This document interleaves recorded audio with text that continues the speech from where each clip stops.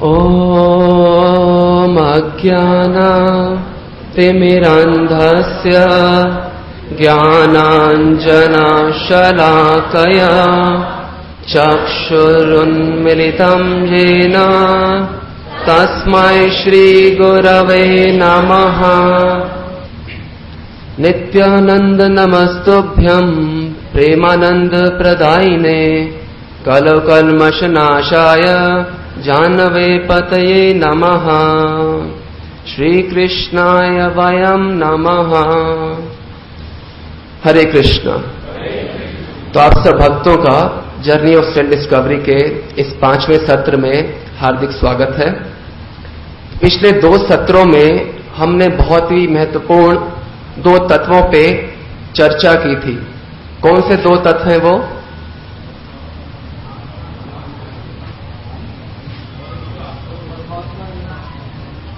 एक हुआ भगवत तत्व और एक है आत्म तत्व। तो भगवत तत्व में हमने चर्चा किया था कि किस प्रकार से परम पुरुषोत्तम भगवान कौन है? श्री कृष्ण। और जो देवी देवता हैं क्या वो शाश्वत हैं? क्या वो सनातन हैं? क्या भगवान के भक्त सनातन हैं? क्या श्री कृष्ण के भक्त सनातन हैं? हाँ, श्वेताश्वतर उपनिषद में वर्णन आता है, भगवान श्री कृष्ण बताते हैं, अहम त्व अनश्वर नित्य मद भक्ता अपि अनश्वरः। अहम त्व अनश्वर, मैं तो अनश्वर हूं, नित्य हूं, मद भक्ता अपि अनश्वरः, मेरे भक्त भी अनश्वर हैं। देवताओं के विषय में उन्होंने ये बात नहीं कही, अपने भक्तों के विषय में ये बात बता रहे हैं। स्कंद पुराण में भी वर्णन आता है, न च्यवंती मद भक्ता महते प्रलये अपि।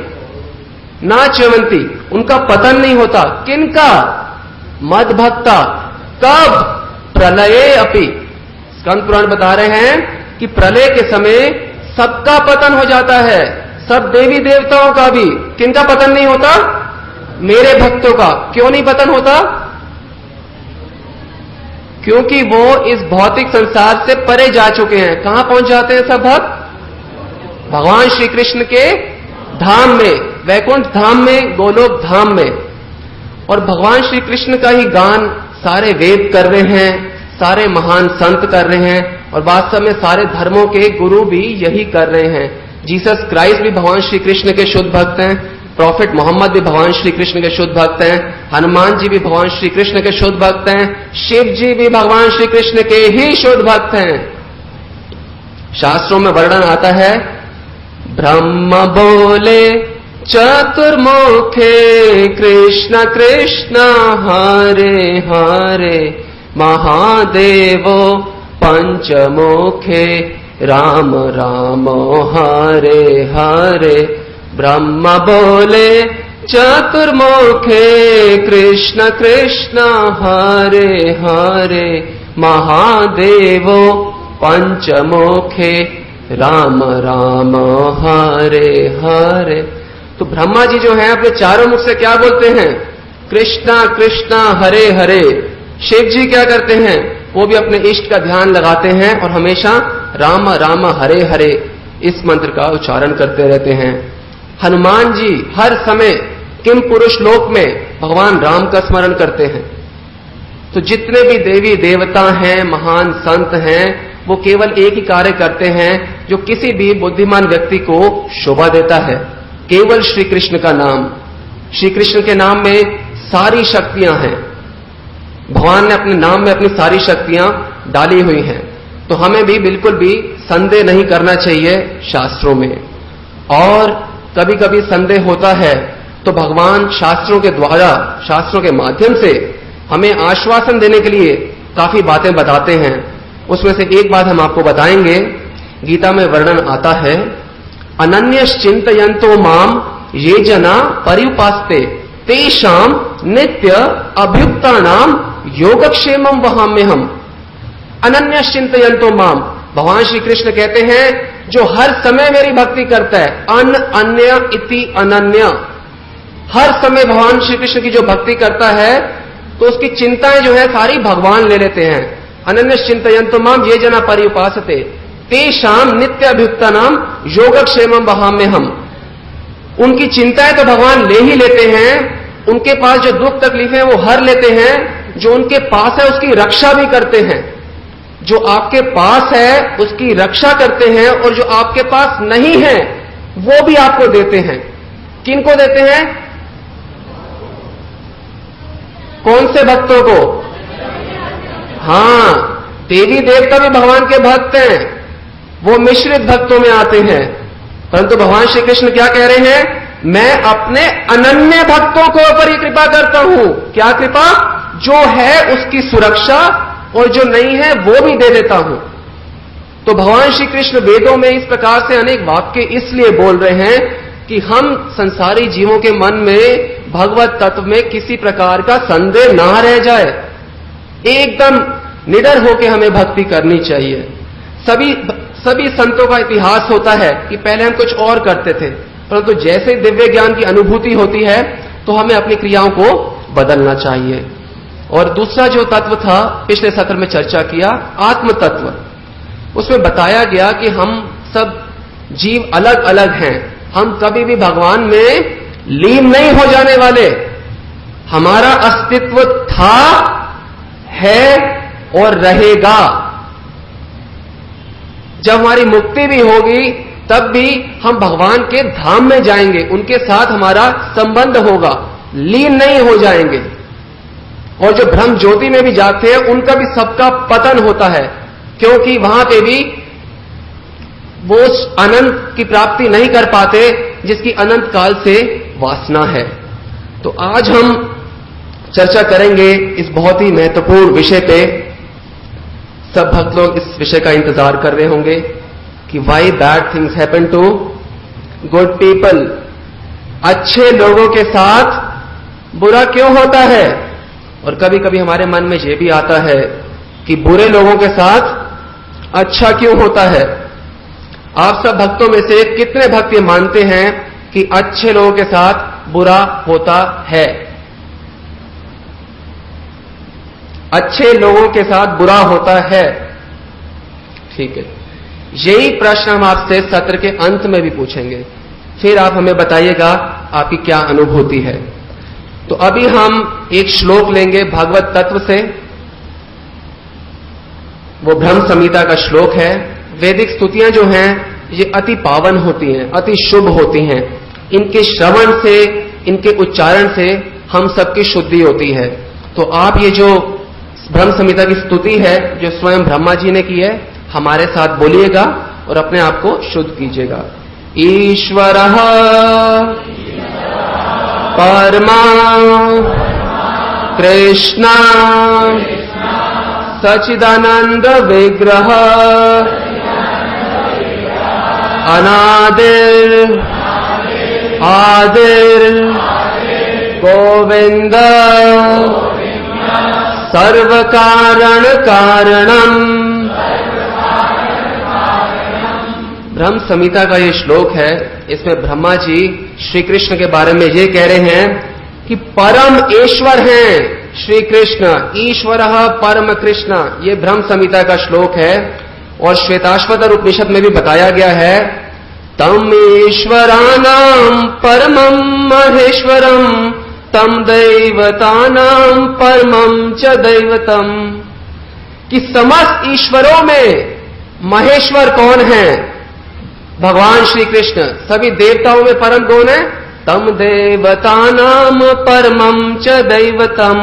वही बात ब्रह्म संहिता में बताई जा रही है कि ईश्वरः परम कृष्ण, परमेश्वर श्री कृष्ण है और वो सच्चित आनंद के घन हैं।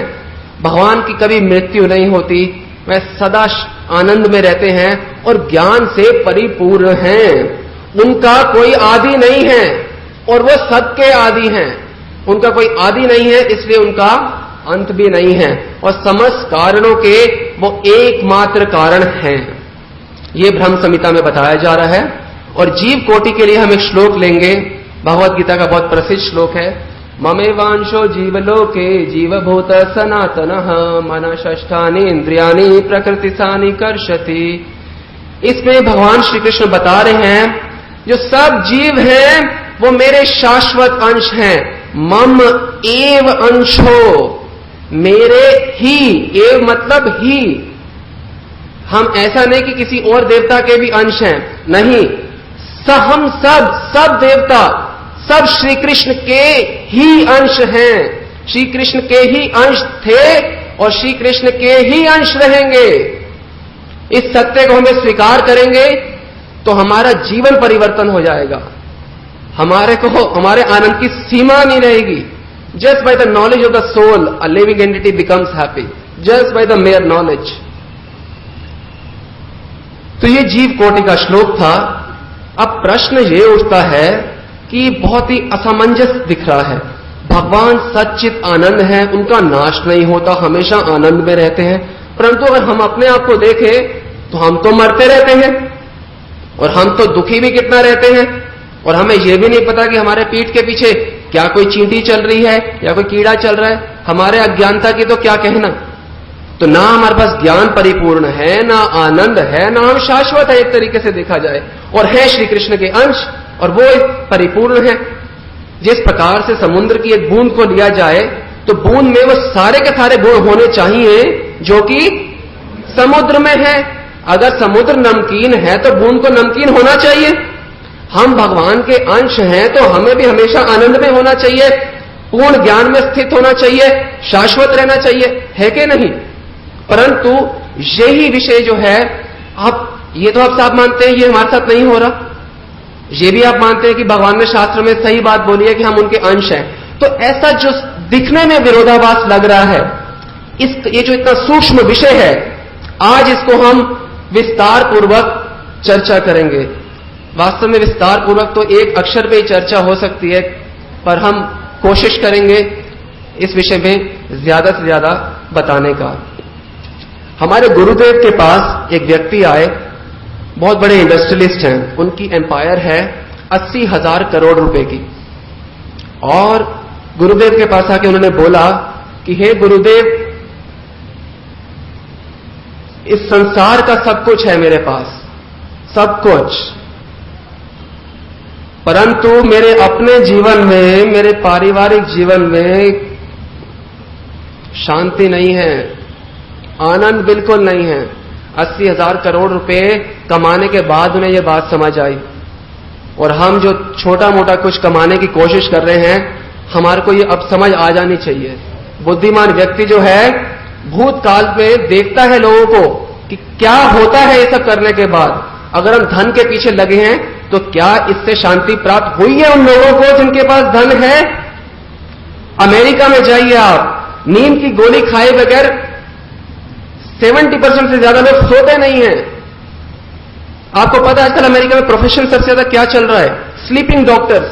नींद नहीं आती लोगों को, पैसा बहुत है, नींद करवाने के लिए डॉक्टर्स हैं, ऐसे नींद आएगी आपको।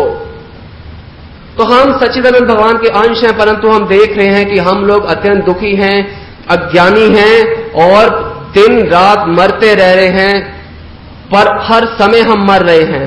नेक्स्ट।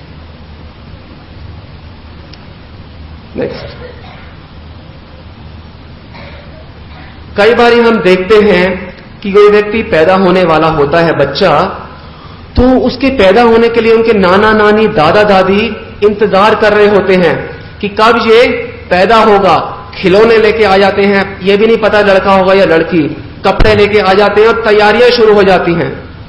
अब उस बच्चे का फ्यूचर जो है बहुत ही उज्जवल है, उसका भविष्य स्वर्णिम है। ऐसा कहा जा सकता है कि born with a silver spoon in his mouth, चांदी का चम्मच लेके पैदा हुआ। कई बार दूसरी ओर देखा जाता है कि एक पति ने अपने पत्नी को छोड़ दिया है और वो गरीब है, बेचारी सड़क पे आ चुकी है और गर्भ के अंदर बच्चा है। तो उस बच्चे का जो भविष्य है वो इतना उज्जवल नहीं लगता।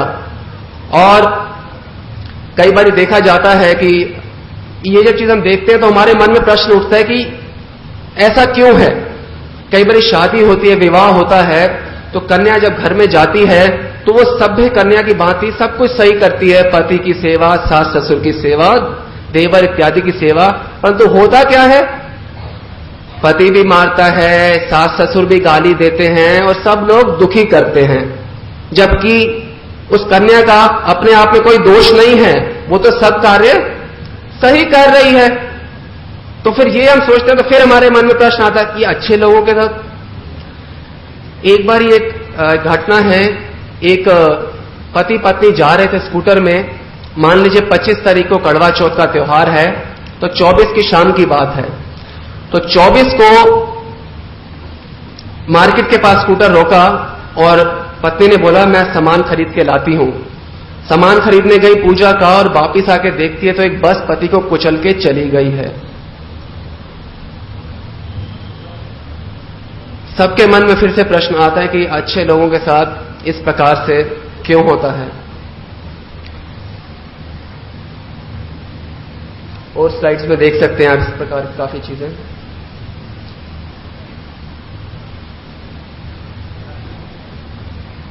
कई लोग काफी धनी परिवार में जन्म लेते हैं, कई लोग विकलांग पैदा होते हैं, काफी गरीब होते हैं, कई लोग बहुत सुंदर होते हैं, रूपवान होते हैं, कई लोगों को बिल्कुल ज्ञान नहीं होता, पढ़ नहीं पाते, कई लोग शरीर से बहुत स्वस्थ होते हैं, कई लोग अपंग होते हैं। जबकि देखा जाए तो कोई जो पैदा हुआ है किसी अमीर के यहां, तो उसने चूज नहीं किया, उसको भेजा गया है। तो ये सब ऐसा क्यों हो रहा है कि भगवान किसी को तो अमिताभ बच्चन के घर में भेज देते हैं और किसी को झुग्गी में भेज देते हैं? ऐसा क्यों?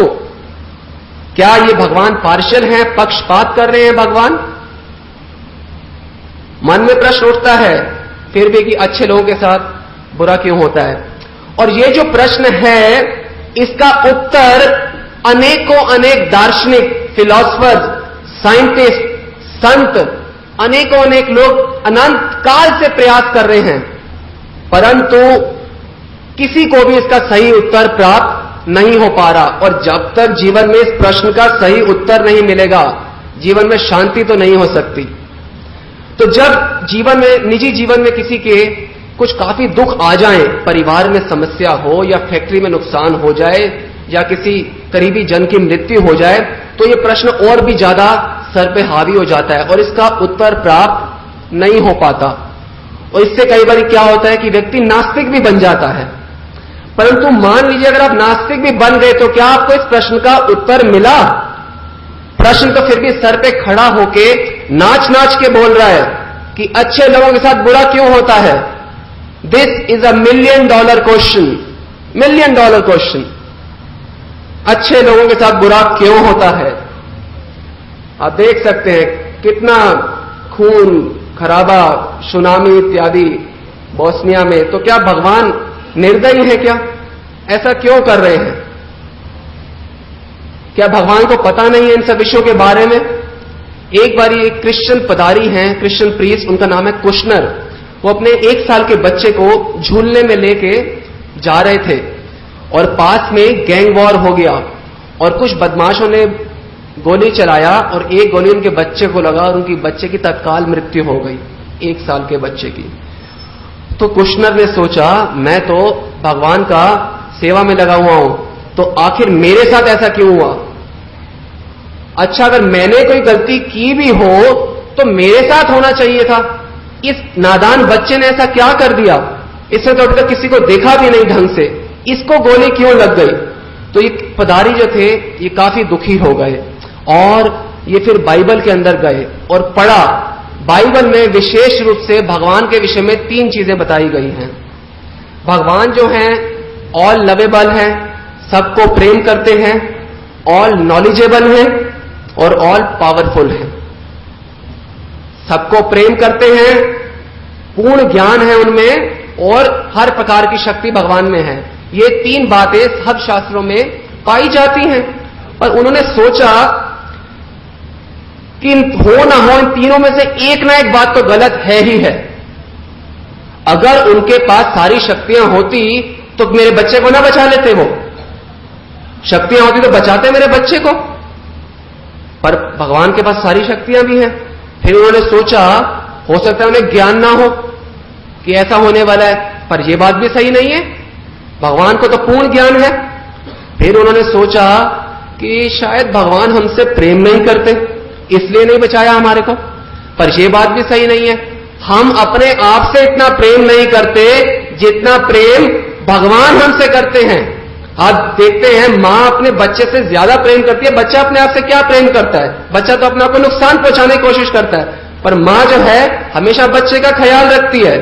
तो भगवान तो परम दयालु हैं, वो तो इतना ख्याल रखते हैं कि बारंबार हमारे लिए अवतार लेके आते हैं, अवतरित होते हैं बारंबार, गोलोक से आते हैं हमारे लिए यहां पे हम लोगों को वापस ले जाने के लिए। और वो खुद नहीं आते, केवल अपने और अवतारों को भी भेजते हैं। राम को भेजते हैं, भगवान नरसिंह को भेजते हैं, भगवान वराह को भेजते हैं, भगवान वामन देव को भेजते हैं। और यहीं पे भी कथा समाप्त नहीं होती, उनकी करुणा की तो कोई सीमा नहीं है। क्यों? क्योंकि उसके बाद वो प्रॉफेट मोहम्मद को भेजते हैं, प्रभुपाद को भेजते हैं, भक्ति सिद्धांत सरस्वती ठाकुर को भेजते हैं, जीसस क्राइस्ट को भेजते हैं। किस लिए? ये सब लोग अवतरित होके आ रहे हैं भगवान के धाम से। किस लिए? हमारे लिए, हमारे को वापस ले जाने के लिए। तो तीनों में से कोई भी बात गलत नहीं है। भगवान को पूर्ण ज्ञान है, हमारे से प्रेम करते हैं और सशक्त हैं। परंतु कुशनर को ऐसा लगा कि तीनों में से कोई ना कोई बात तो गलत है ही है। तो कुशनर ने एक किताब लिखी, why bad things happen to good people, और इसमें कुशनर का निष्कर्ष यह था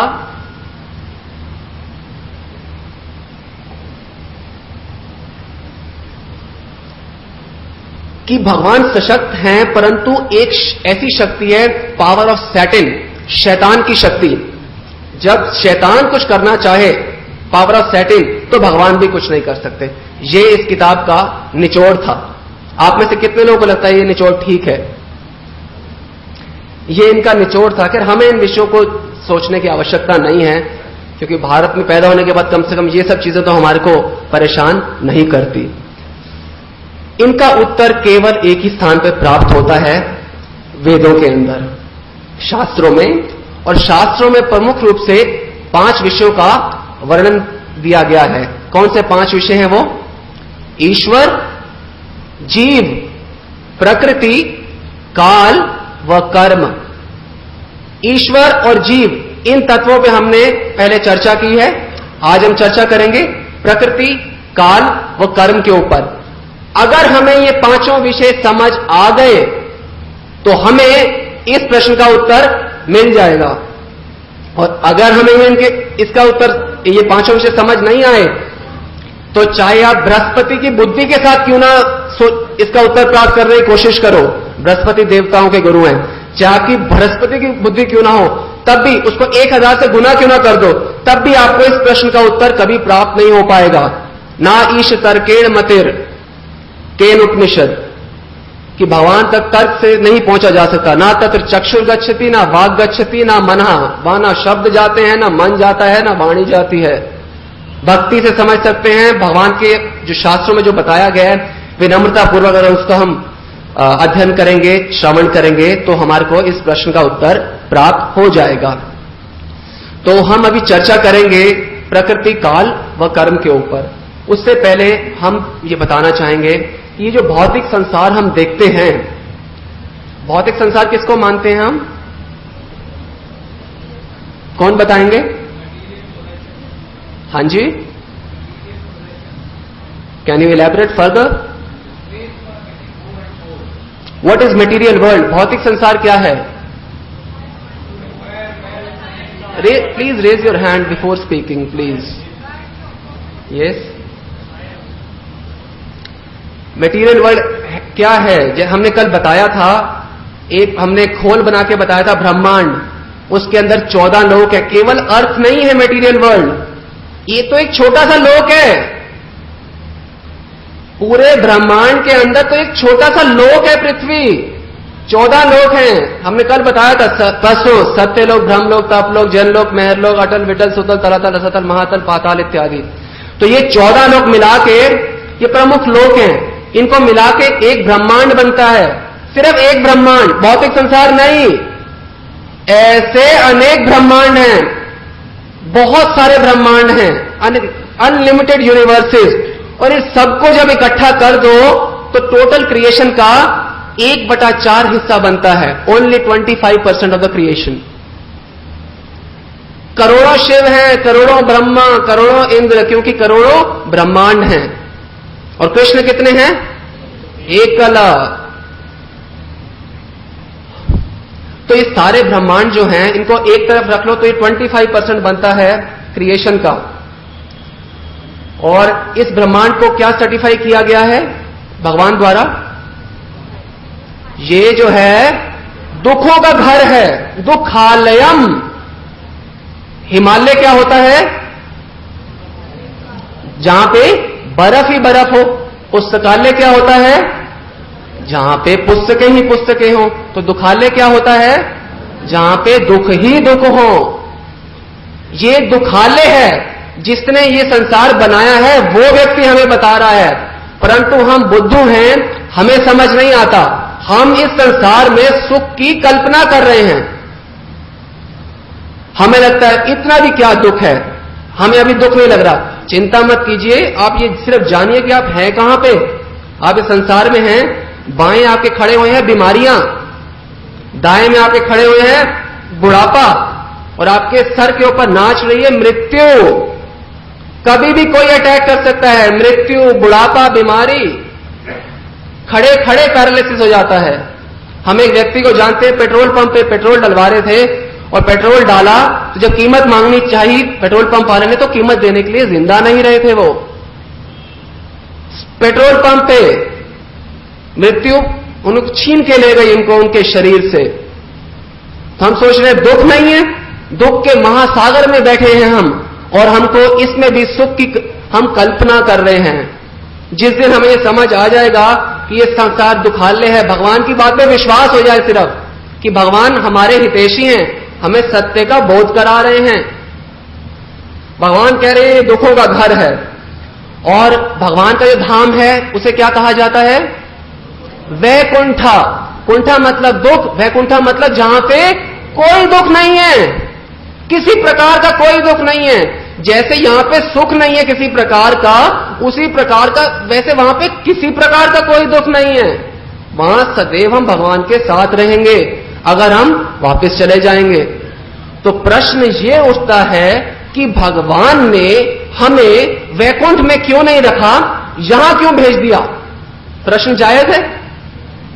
भगवान ने हमें वहां क्यों नहीं रखा अगर वहां पे आनंद ही आनंद है? हमने भगवान को फोर्स किया है कि आप हमारे लिए ये संसार बनाओ। सुन के बहुत अटपटी लग रही है यह बात, परंतु सत्य यही है। जैसे एक शहर में एक सिटी प्लानिंग कमीशन बैठती है, जब शहर के बारे में निर्णय लेना होता है तो वो बैठ के डिसाइड करती है कि यहां पे सुपरमार्केट होगा, यहां स्कूल होगा, यहां हॉस्पिटल होगा, यहां पार्क होगा, यहां ये सब होगा, और यहां कोने में क्या होगा? एक जेल भी होगी। देखा जाए तो जेल का बनाना पैसे की बर्बादी, समय की बर्बादी, शक्ति की बर्बादी, जगह की बर्बादी है देखा जाए तो। परंतु जब एक प्लानिंग कमीशन बैठती है तो उसे पता है कि समाज में कुछ ऐसे तत्व होंगे जो सामान्य व्यवस्था को खराब करेंगे, तो उनके लिए क्या होता है? जेल होता है। अगर गवर्नमेंट चाहे तो सब असामाजिक तत्वों को एक साथ खड़ा करके मशीन गन से मार सकती है कि नहीं? परंतु वो ऐसा नहीं करती। वो क्या करती है? जेल में रखती है, कपड़े देती है, खाना भी देती है, और बीमार पड़ो तो इलाज भी करवाती है आपका यथा योग्य। किस लिए? इस उम्मीद से कि किसी दिन आप सुधर जाओगे और फिर आप जब बाहर जाओगे तो किसी को परेशान नहीं करोगे, सभ्य व्यक्ति की तरह रहोगे। तो जब लोग बोलते हैं कि हमारे जीवन में दुख क्यों आते हैं, भगवान दुख क्यों देते हैं, दुख भगवान इसलिए देते हैं ताकि अच्छी तरह वंस एंड फॉर ऑल हमेशा हमेशा के लिए समझ जाओ कि यहां पे सुख नहीं है। अगर गवर्नमेंट बहुत ही बहुत सुख सुविधाएं दे देगी कैदियों को, तो क्या कोई कैदी बाहर निकलना चाहेगा?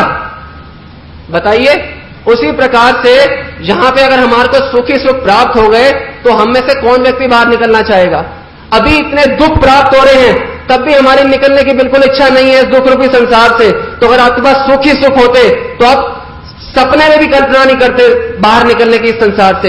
यही समस्या देवताओं की है। देवता बेचारे निकल नहीं पाते संसार से बाहर, क्योंकि उनके पास सुख ही सुख हैं और नरक के अंदर दुख ही दुख हैं। केवल ये मनुष्य शरीर ही उपयुक्त है, जिसमें सुख और दुख का ऐसा सामंजस्य है कि हमको समझ आती है बात। हम भगवान के भजन में लग सकते हैं और संसार से हमेशा हमेशा के लिए पार हो सकते हैं। हमारी समस्या यही है कि भगवान क्यों भोक्ता बने एकमात्र। भगवान बताते हैं शास्त्रों में, अहम सर्व यज्ञानां भोक्ता च प्रभुरेव च, मैं समस्त यज्ञों का भोक्ता हूं। सर्वलोक महेश्वरम, मैं मालिक हूं सब जगह का।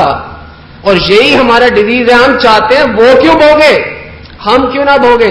तो जैसे ही ये समस्या होती है भगवान हमें इस संसार में भेज देते हैं। भोगना चाहते हो, कोशिश कर लो, जब थक जाओगे तो मैं तुम्हारे साथ तो परमात्मा रूप में आया हूं, अकेले नहीं छोड़ रहे। पिता है ना, अकेले नहीं छोड़ेंगे बच्चों को, चाहे कितना मूर्ख भी क्यों ना हो बच्चा, तो छोड़ देते हैं, संसार में साथ रहते हैं। एक दिन तो मेरी ओर मुख करेगा, फिर मैं समझाऊंगा। भगवान हमारे से हमेशा बोलना चाहते हैं, परंतु हम इस अशुद्ध अवस्था में उनकी आवाज नहीं सुन पाते। तो भक्त जैसे जैसे शुद्ध हो जाते हैं भगवान से हर समय बात करते हैं। तो भगवान इंतजार कर रहे हैं कि कब हम उनकी ओर मुख करेंगे, परंतु हम अपने आप को बुद्धिमान समझते हैं। हमको कोई जरूरत नहीं है भगवान की, हम ऐसे ही ठीक हैं। और आपने एडम और ईव की कथा सुनी होगी, बाइबल में बताया गया है भगवान के साथ एडम और ईव वगैरह रहते थे और भगवान ने कहा तो मेरे साथ रहो और आनंद का भोग करो, पर सिर्फ एक ही बात है, इस पेड़ का फल मत खाना। तो एक बारी ये एक बगीचे में थे और उसमें एक सांप आ गया। सांप ने बोला तुम इस पेड़ का आम क्यों नहीं खाते। उन्होंने बोला कि भगवान ने मना किया है। सांप बोलता है पता है क्यों मना किया है, भगवान को डर है कहीं तुम लोग भी इसे खाते ही भगवान ना बन जाओ, तो वो तुम्हारे से द्वेष करते हैं। तुम ये आम खाओ तुम भी भगवान बन जाओगे। तो जैसे ही वो लोग आम खाते हैं तो उनका पतन हो जाता है। सबसे पहले उन्हें ये पता चलता है कि वो दोनों नग्न हैं। फिर उन्हें यह अनुभूति होती है कि एक स्त्री है और एक पुरुष है, और फिर उनका पतन होता है। तो शायद कहीं वो गार्डन ऑफ ईडन से ईडन गार्डन या संसार में कहीं पे भी पटक दिए जाते हैं। और ये बात जो है सब प्रकार के शास्त्रों में बताई गई है। आप बाइबल खोल लीजिए, कुरान खोल लीजिए, गीता खोल लीजिए, वेद खोल लीजिए, कुछ भी खोल लीजिए। हम भगवान से द्वेष करने के कारण यहां पे आए हैं और हम क्या सोचते हैं, मैं तो फ्री हूं, इतना भी दुख नहीं है जितना आप बता रहे हो, मैं तो फिर भी फ्री हूं। तो मन में आता है ना, मैं तो फ्री हूं। आप फ्री हो, आप सच्चिदानंद हो और इस मल मूत्र के शरीर में फंसे हुए हो और आप सोच रहे हो कि आप फ्री हो। 84 लाख प्रकार के जेलों में फंसे हुए हो और सोच रहे हो कि मैं फ्री हूं। यह अज्ञानता का सबसे बड़ा लक्षण है कि कोई जीव अपने आप को फ्री मान ले। मेरे को कोई समस्या नहीं है, आपको समस्या के अलावा है क्या। दुख ही दुख, कभी 9 लाख प्रकार की मछली बनो, 20 लाख प्रकार के पेड़ बनो, 11 लाख प्रकार के कीट पतंग, ये सब है हमारा जीवन। क्या यही जीवन चाहते हैं हम? चाहते हैं हम यही जीवन क्या? अगर नहीं चाहते तो अपने आप को बदलना पड़ेगा। अगर चाहते हो रेगुलर रूटीन लाइफ तो यही है सबकी, कुत्ता बिल्ली गधा। उसके बाद अगर भगवान की विशेष कृपा हो जाए फिर मनुष्य जन्म मिलेगा करोड़ों जन्मों बाद, करोड़ों जन्मों बाद। बोलने को इतना कुछ है पर समय बिल्कुल नहीं है। अब हम प्रकृति पे आएंगे। प्रकृति तीन गुण होते हैं, सत्य, रज और तम, mode of goodness, passion and ignorance. इनको रस्सी भी कहा जाता है। आप लोग जानते हैं रस्सी कैसे बनती है? 3 धागों को लो और उनको इंटरट्वाइन कीजिए तो उनसे एक स्ट्रिंग बनेगा, और वैसे ही 3 स्ट्रिंग्स को अच्छी तरह बांधिए तो एक स्ट्रैंड बनेगा। ऐसे 3 स्ट्रैंड्स को अच्छी तरह बांधिए तो एक रस्सी बनेगी, और ऐसे 3 मोटी रस्सी को बांधे तो एक बहुत मोटी रस्सी बन जाती है, जिससे मल्टी टनर शिप्स भी नियंत्रित रहती हैं। बड़े बड़े जहाज देखते हैं आप पानी के, वो किससे नियंत्रित होते हैं? ये रस्सी से। और उसी प्रकार से हम भी बिल्कुल नियंत्रित होते हैं इन मोटी रस्सी से। सत्व, तम और सत्वगुण, तमगुण और रजोगुण के प्रभाव के कारण हम यहां पड़े रहते हैं।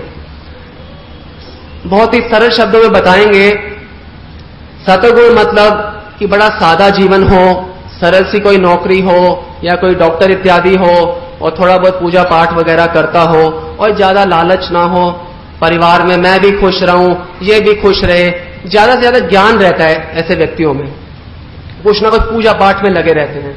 दूसरे होते हैं मोड ऑफ पैशन, रजोगुण। मुझे कंप्यूटर भी चाहिए, मैंने किटी पार्टी पे भी जाना है और मेरे को ऑफिस में भी जाना है, जो लेटेस्ट फैशन के कपड़े हैं वो भी चाहिए और मेरे को ये गैजेट्स भी चाहिए और MP3 भी चाहिए और जो मुझे नहीं भी पता वो भी चाहिए। हर समय एक ही प्रश्न, मुझे मिलेगा क्या? बोले प्रोग्राम में आओ, उससे क्या होगा? सत्संग में आओ, मुझे क्या मिलेगा? हर समय मुझे क्या मिलेगा? अगर मुझे कुछ मिल जाएगा तो मैं यहां से अंटार्कटिका जाने के लिए भी तैयार हूं, और मुझे कुछ मिलना चाहिए। अब स्कूटर है तो कार चाहिए, कार है तो सेंट्रो चाहिए, सेंट्रो है तो होंडा सिटी चाहिए, वो है तो मर्सिडीज चाहिए, वो मिल गई तो BMW चाहिए, वो मिल गई तो फिर स्पोर्ट्स कार चाहिए, फिर उसके बाद प्राइवेट प्लेन भी होना चाहिए। इसका तो अंत ही नहीं है। ब्रह्मम पदम वांछति, वेद कहते हैं सुरपति ब्रह्मम पदम वांछति। सुरपति इंद्र, उसकी बेचारे का भी लोभ का अंत नहीं है। इंद्र चाहते हैं ब्रह्मा का पद, ब्रह्मम पदम वांछति सुरपति। ये अब जब हम ये चीजें सुनते हैं तो ऐसा लगता है कि हमारी ऑटोबायोग्राफी बताई जा रही है, लगता है कि नहीं? ये चीजें हम, और अज्ञानता के अंदर, मोड ऑफ इग्नोरेंस में व्यक्ति बहुत ज्यादा सोता है, 10-12 घंटे सोएगा, ड्रग्स लेगा, सिगरेट लेगा, नशे में रहेगा, नशे का काम करेगा। और आपने अमेरिका में सुना है काफी सारे 1 रूम सेट्स होते हैं, सुना है आपने? एक ही कमरा होता है, अकेले रहते हैं और शादी नहीं करते। वो लोग रहते साथ में हैं, लड़का लड़की, शादी नहीं करते, तो बिल्कुल पशु समान जीवन रहता है।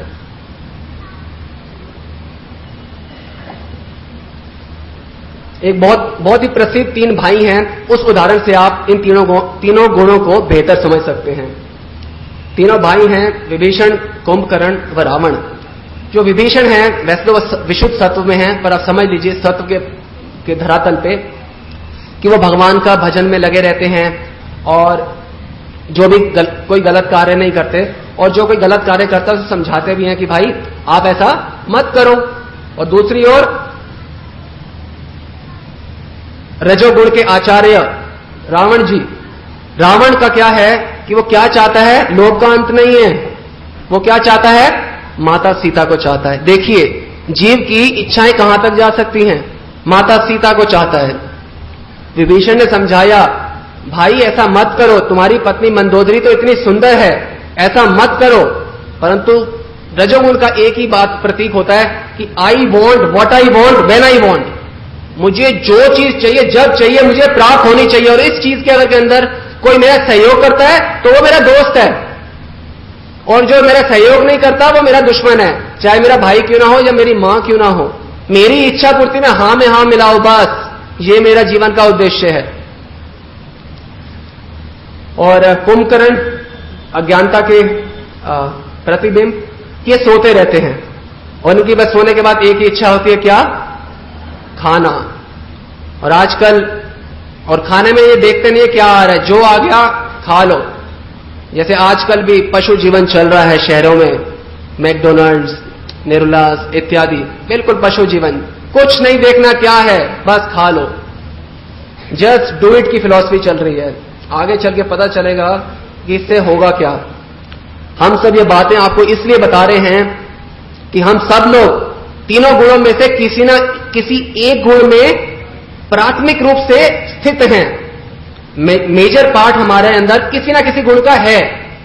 तो हमको ये जानना है कि कौन से गुण का प्रभाव हमारे अंदर ज्यादा है। क्यों जाननी है ये बात?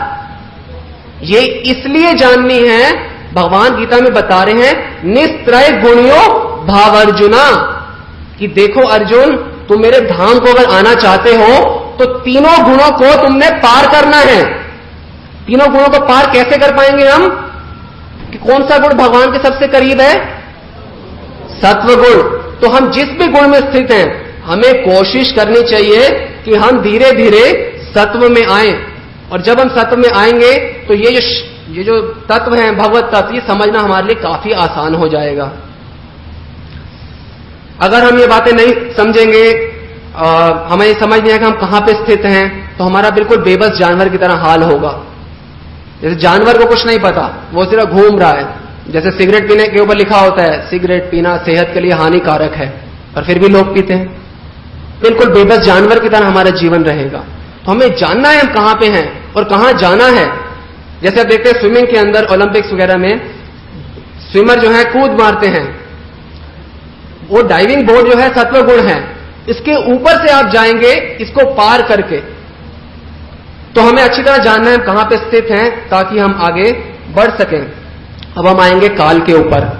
काल जो है भगवान की एक तुच्छ शक्ति है। काल भगवान की शक्ति है। भगवान कहते हैं कालो अस्मि, मैं काल हूं। परंतु ये शक्ति ऐसी है, ब्रह्मा को भी इसके आगे नतमस्तक होना पड़ता है। सब लोगों को इस शक्ति को प्रणाम करना पड़ता है भगवान की, काल के आगे। अब सन कौन सा चल रहा है? 2007। 1907 में भी काफी लोग होंगे यहां पे इस शहर में। उस सेट का कोई भी व्यक्ति इस समय है यहां पे? 1907 में काफी लोग होंगे, उनमें से कोई भी व्यक्ति यहां नहीं है? वो भी थे, अब नहीं है। कुछ टाइम बाद लोग भी हमारे लिए कहेंगे ये भी थे, अब नहीं है। ये बात हमें समझ आ जाए तो हमारा जीवन का शुभारंभ हो जाएगा। एल्फ्रेड फोर्ड का नाम आपने सुना है? फोर्ड हमारे भक्त इस्कॉन के डिवोटी हैं, फोर्ड गाड़ी के मालिक। उनके वो एक बारी आए प्रभुपाद जी से मिलने। Prabhupada, I am Alfred Ford, son of mister Ford. Prabhupada ने केवल एक बात पूछी, ऐसा लगा था काफी अहंकार हो। प्रभुपाद ने बोला, वेयर इज मिस्टर फोर्ड? केवल इस बात से उनको यह समझ आ गया कि जैसे वो नहीं थे वैसे ही नहीं है अब। वैसे कुछ भी कर लो, चाहे आप फोर्ड बन जाओ, चाहे बिल गेट्स बन जाओ, कभी भी जा सकते हो।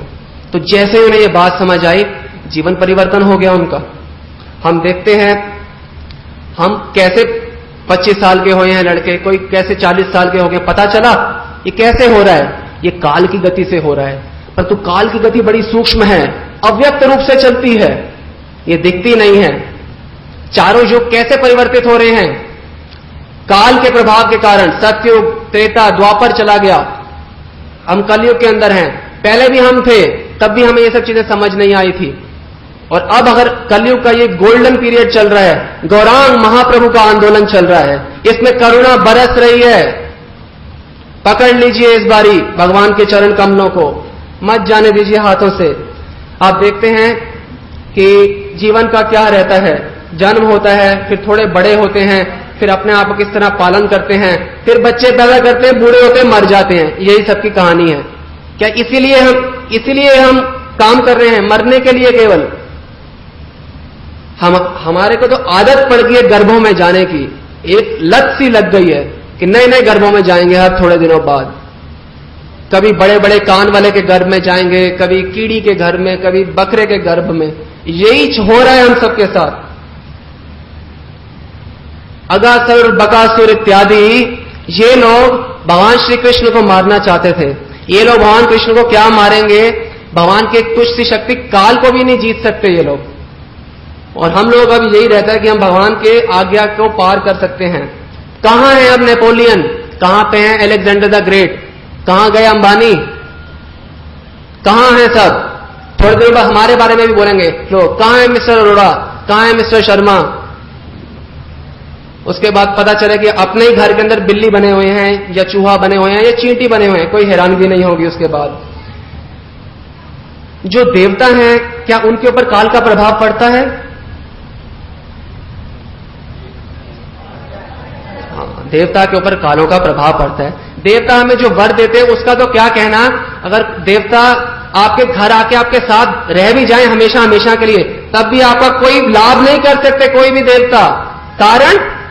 कारण यह है क्योंकि देवता भी नश्वर हैं, उनके लोग भी नश्वर हैं, और उनके द्वारा जो वर दिए जाते हैं वो भी सब नश्वर हैं। ये अच्छी तरह समझ आ जानी चाहिए हमें बात। कोई देवता हमारा लाभ नहीं कर सकता, कोई भी देवता। शिव जी से पूछा गया, शिव जी आप मुक्ति दे सकते हो? पद्म पुराण, शिव जी कहते हैं मुक्ति प्रदाता सर्वेशम विष्णु एव न संशया। मुक्ति केवल श्री कृष्ण दे सकते हैं, विष्णु दे सकते हैं, और कोई नहीं दे सकता। मैं क्या दूंगा? कोई भी मुक्ति नहीं दे सकता, केवल श्री कृष्ण। क्या श्री कृष्ण के ऊपर काल का प्रभाव पड़ता है? आप सबने सुना होगा भगवान ने रासलीला की थी, ठीक है, सुना है सबने? कितने टाइम के लिए की थी?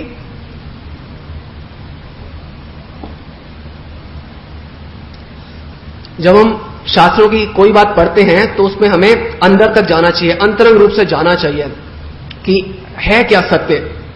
भगवान ने रासलीला की थी, हमने हिसाब लगाया था ब्रह्मा जी की रात्रि के लिए, लगभग 220 करोड़ वर्ष के लिए। 220 करोड़ वर्ष के लिए भगवान ने रासलीला की थी।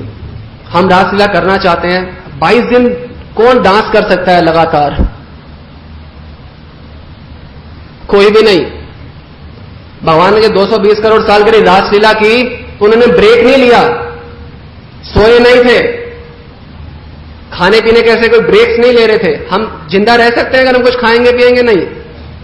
भगवान के ऊपर काल का प्रभाव नहीं है। और स्त्रियां ये सोच सकती हैं कि अगर वो 220 करोड़ साल के लिए किसी प्रकार से भी रह लेती हैं तो उनका क्या होगा? ब्यूटी पार्लर नहीं जाएंगे 220 करोड़ साल, तो उनका होगा क्या?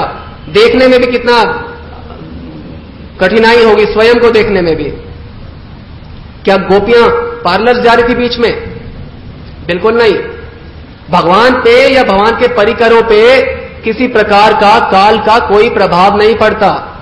यह भगवान की अद्वितीय स्थिति है। वेदांत सूत्र में बताया गया अद्वितीयम, भगवान की यह अद्वितीय स्थिति है। उनके बराबर ना कोई था ना है, और ना ही कोई योगा करने के बाद भगवान बन जाएगा जैसे आजकल फैशन चला हुआ है। भगवान और हमारे बीच में देखने में लगता है कि हमारी जैसी बातें हैं, होती नहीं है, क्योंकि जन्म कर्म चमे दिव्यम, भगवान के जन्म कर्म दिव्य हैं। जैसे मिस्री और फिटकरी शेव करने के बाद लगाते हैं, और मिस्री देखने में एक जैसे लगते हैं बिल्कुल, पर क्या एक जैसे होते हैं? बच्चों के लिए एक जैसे हो सकते हैं, परंतु जो बड़े हो गए हैं उनके लिए एक जैसे नहीं होते। उसी प्रकार से हमें भी बच्चे से बड़ा बनना है। अब हम कब तक बच्चे बने रहेंगे? भगवान को, देवी देवताओं को, अपने को एक जैसा नहीं मानना हमें। भगवान दिव्य हैं और उनके अलावा कोई भी व्यक्ति दिव्य नहीं है। तो यह हमने आपको बताया काल के बारे में। अब इससे परिभाषा प्राप्त होती है कर्म की। कर्म क्या होता है? कर्म का परिभाषा यह है, when a living entity performs an activity within the framework of his free will under the influence of three modes of material nature over a span of time, that is called free will. Hindi में इसका अनुवाद इस प्रकार कर सकते हैं सरलतम भाषा में कि जब जीव भगवान के द्वारा दी हुई किंचित स्वतंत्रता का उपयोग करता है और इस संसार में एक क्रिया करता है, कार्य करता है, तो उसको कर्म कहा जाता है। भगवान ने हमें थोड़ी सी स्वतंत्रता दी है तो उसका हम प्रयोग करते हैं, संसार में के जो कार्य करते हैं उसको कर्म कहा जाता है। कर्म कब कब करते हैं हम लोग? हर समय। भगवान गीता में कह रहे ना ही कश्चित् क्षणम अपि जातु तिष्ठत्य कर्मकृत। ऐसा कोई क्षण नहीं है जिस क्षण हम कर्म ना करें, और कैजुअली कोई कर्म नहीं करना चाहिए कि ऐसे ही कर दिया। हमें बहुत सचेत रहना चाहिए। मन द्वारा, वाणी द्वारा, शरीर द्वारा हम जो भी कार्य करते हैं इसका भुगतान करना पड़ता है। सब चीजों का भुगतान करना पड़ता है। न्यूटन का क्या लॉ है? Every action has equal and opposite reaction. इसकी स्पिरिचुअल डायमेंशन हमने देखनी है कि हम जो भी कार्य करेंगे उसका परिणाम हमें भोगना पड़ेगा। हमको मन का गुलाम बन के कार्य नहीं करना चाहिए, मन को गुलाम बना के कार्य करना चाहिए। ये जीवन की सिद्धि है। कई बार हम सोचते हैं, देखते हैं, कोई भी कंट्रोलर नहीं है, कोई भी नियंता नहीं है, हम कुछ भी करेंगे, हमको लगता है हम कुछ भी करेंगे। 12 नियंता तो हैं, सूर्यदेव, चंद्रदेव देख रहे हैं, परमात्मा आपके हृदय में बैठे हैं, वायु देख रही है, दिशाएं देख रही हैं। हमारे जीवन का एक एक कार्य हर क्षण का नोट किया जा रहा है, एक व्यक्ति द्वारा नहीं, 12 व्यक्तियों द्वारा। शास्त्रों में वो लेख आता है। आप अमेरिका में जाओ और रोड पे चलते चलते केले का छिलका फेंक दो या कोई लिफाफा फेंक दो, तो थोड़ी देर बाद आपके घर पे चालान आ जाएगा कि आपने ऐसा किया है और $1000 पे करो। जब एक बात सोचिए कि छोटे से देश के अंदर ऐसी ऐसी शक्तियां हैं कि वो ये सब कर सकती है, तो भगवान की शक्तियों के बारे में क्या कहना। भगवान हमारे एक एक क्षण का पूरा हिसाब रख रहे हैं। और जो पशु होते हैं, पशुओं में और हम में भेद है। पशु इंस्टिंक्ट्स के द्वारा कार्य करते हैं, एकदम से इच्छा के जैसे वो फोर्स के द्वारा उन्हें कार्य किया जाता है। जैसे गायें हैं, गायें केवल घास खाएगी और कुछ नहीं खाएगी, चाहे आप उसे जितना मर्जी आप कुछ भी कोशिश करके देख लो। उसी प्रकार से शेर है, वो केवल मीट इत्यादि का ही सेवन करेगा। जैसे शेर को कहा जाए कार्निवोर और हर्बीवोर कहा जाए गाय को, और कई प्रकार के ऐसे लोग होते हैं जिन्हें ओमनीवोर कहा जाता है, कि वो लोग मांस और दोनों चीजों के अंदर ऑप्शन रहती है चूज करने का कि क्या क्या चीजें लेना है। तो हम लोगों के इनके पास ज्यादा सोचने का इनके पास सीमा नहीं होती, तो इसलिए ये लोग इनको परिणाम नहीं भोगना पड़ता। और हम लोग जो हैं, हमारे ऊपर ज्यादा रिस्पॉन्सिबिलिटीज हैं, तो हमें परिणाम भोगना पड़ता है। एक ऑफिस के अंदर एक पीएम की ज्यादा रिस्पॉन्सिबिलिटी होती है या एमडी की? एमडी की रिस्पॉन्सिबिलिटी, उसको ज्यादा पैसे मिलते हैं। क्यों? क्योंकि वो ज्यादा कार्य करता है। उसी प्रकार से केवल मनुष्य योनि ही है जो कर्म योनि है। बाकी जो पशु की योनियां हैं, ये केवल भोग योनियां हैं, केवल भोग योनि। इसमें आपको कर्म करने की स्वतंत्रता नहीं है। कर्म केवल हम मनुष्य योनि में कर सकते हैं। उदाहरण देंगे, जैसे इस समय आपके पास आप सोच सकते हैं आपने क्या करना है। एक तो था कि घर बैठ के टीवी देखते, और दूसरा था कि मंदिर में आके सेमिनार अटेंड करते। तो आप सब लोगों ने सही चीज को स्वीकार किया और आप मंदिर में आए हैं। दूसरा आप देख सकते हैं, जैसे मान लीजिए जहां से आप जा रहे हैं और सिद्धार्था के पास पहुंचे, तो एक रोड जा रही है तालकटोरा की तरफ और एक रोड जा रही है पचकुइया की तरफ। तो जब आप उस चौराहे पे पहुंच गए, तो आपको निर्णय लेना है कि आप इस रोड पे जाएंगे या इस रोड पे। एक बार आपने निर्णय ले लिया, तो उसके बाद रोड पे जितने गड्ढे आ रहे हैं वो फिर आपको सारे सहने पड़ेंगे। जो स्पीड ब्रेकर आ रहे हैं वो सारे सहने पड़ेंगे। उसी प्रकार से एक बार हम निर्णय ले लेंगे तो उसका परिणाम हमें पूरा का पूरा भोगना पड़ेगा। आपको और उदाहरण देते हैं, जैसे आपके कर्मों के आधार पे आपके पास एक गिलास शराब का हो और एक गिलास हो दूध का, तो कर्मों के आधार पर आपको दोनों चीजें प्राप्त हो गई। अब आप पे निर्भर है कि इन दोनों में से किसको स्वीकार करते हैं। तो आप हो सकता है कोई दूध को स्वीकार करे और कुछ शराब को स्वीकार करे। तो हमारे पास हमेशा स्वतंत्रता रहती है कि हम क्या स्वीकार करें, इसलिए हमारे ऊपर उत्तरदायित्व भी नेचुरली ज्यादा होगा ही होगा। हम देखते हैं कई लोग बहुत ही रूपवान होते हैं, सुंदर होते हैं, बहुत ही ज्ञानवान होते हैं, बहुत ज्ञान रहता है और बहुत ही धनवान होते हैं। तो इन सब चीजों को देख के हमें अच्छी तरह समझ आ जाना चाहिए कि ऐसे व्यक्ति ने अपने पूर्व जन्मों में ऐसे कोई ना कोई कार्य जरूर करे हैं जिसके आधार पे उसको ऐसा शरीर प्राप्त हो रहा है, इस प्रकार से ज्ञान है। और ऐसा देखा जाता है कि कई लोग जो हैं ज्यादा सुंदर नहीं होते और काफी गरीब परिवार में होते हैं और अपंग होते हैं। तो ये तो एक सिर्फ फाइनल रिजल्ट है। इसके पीछे प्रोसेस जो है कि काफी गलत कार्य करे हैं और उसका दुष्परिणाम ये है कि इस प्रकार का हमें सबको शरीर प्राप्त हो रहा है। और कोई भी कार्य बाई चांस नहीं होता कि बाई चांस आप यहां पे आ गए, बाई चांस हम यहां पे खड़े हुए हैं, बाई चांस ये कंप्यूटर चल रहा है। कोई भी चीज बाई चांस नहीं होती, सब भगवान के द्वारा नियंत्रित है। श्रुति में बताया गया है परम नियंता भगवान हैं और जीव और प्रकृति इनका पूर्ण नियंत्रण भगवान श्री कृष्ण कर रहे हैं। तो कर्मों का भी खाता होता है, इसमें जुड़ती रहती हैं चीजें और घटती रहती हैं। डेबिट होता रहता है और क्रेडिट भी होता रहता है। अच्छे काम करोगे तो डेबिट हो गया, खराब करोगे तो क्रेडिट होता रहता है। और हमारी जो इच्छाएं होती हैं और जो हमारे पास होता है कर्मों के आधार पे, इस आधार पर निर्णय किया जाता है कि आपको अगला शरीर कैसे प्राप्त होगा।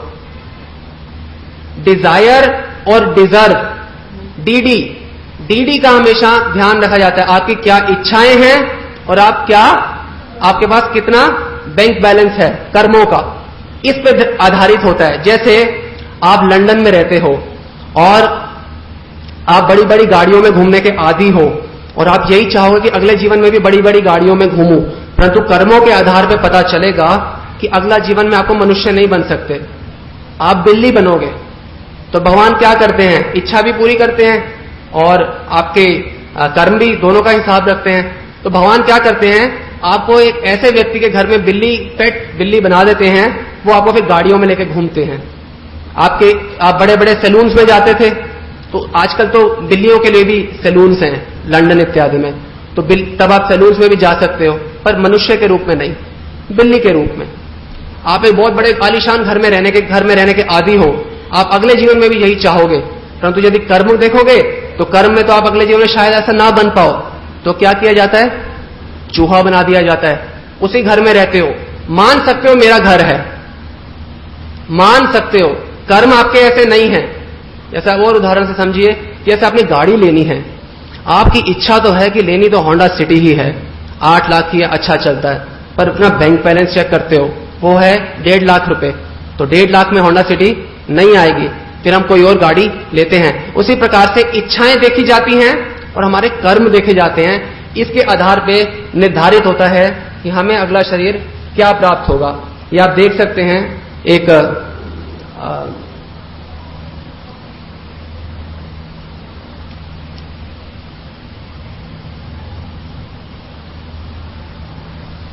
जैसे हमारी बहुत ही सोने की इच्छा होती है, तो सोने की इच्छा जब होती है तो हमारे को भगवान पोलर बियर बना देते हैं, अच्छी तरह सो। बहुत ज्यादा मीट खाने की इच्छा है तो शेर इत्यादि बना दिया जाता है। बहुत ज्यादा सेक्स करने की इच्छा है तो बंदर बनाया जाता है और कबूतर बनाया जाता है। दिन में 200 बार सेक्स कर सकता है कबूतर, बंदर बनाया जाता है। फिर हम लोगों की पानी में बहुत ज्यादा रहने की इच्छा हो, स्विमिंग की, तो मछली बनाया जाता है हमारे को। और ऐसा नहीं है कि आप सोचें कि भगवान हमारे ऊपर अत्याचार कर रहे हैं ये सब बना के, ऐसा बिल्कुल नहीं है। जैसे कईयों की नग्न रहने की इच्छा होती है तो उनको पेड़ बना दिया जाता है, आप जीवन भर नग्न रहो। भगवान हमारे को ये सब योनियां देके सजा नहीं दे रहे हमारे को, वो हमारे पे करुणा कर रहे हैं। क्यों?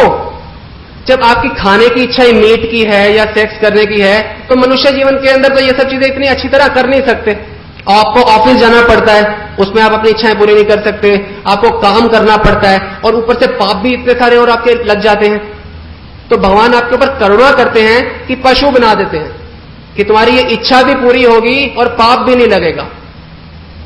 फिर कई बारी हम लोग गधा बनते हैं और सेक्स की इच्छा होती है, कई बारी कबूतर बनते हैं और अनेक अनेक प्रकार की योनियां होती हैं, आप ये देख सकते हैं। नेक्स्ट,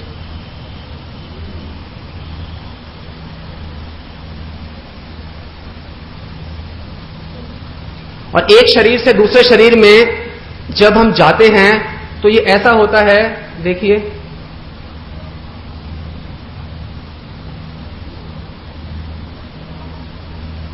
ये हम सबके साथ हो चुका है अनंत बार। ये भी बने थे हम, ये भी हम बन चुके हैं, ये भी हमारी मम्मी रहे थे, ये पापा रहे थे, ये हम ऐसे रह चुके हैं। हम कितनी बार बूढ़े हुए, कितनी बार मरे।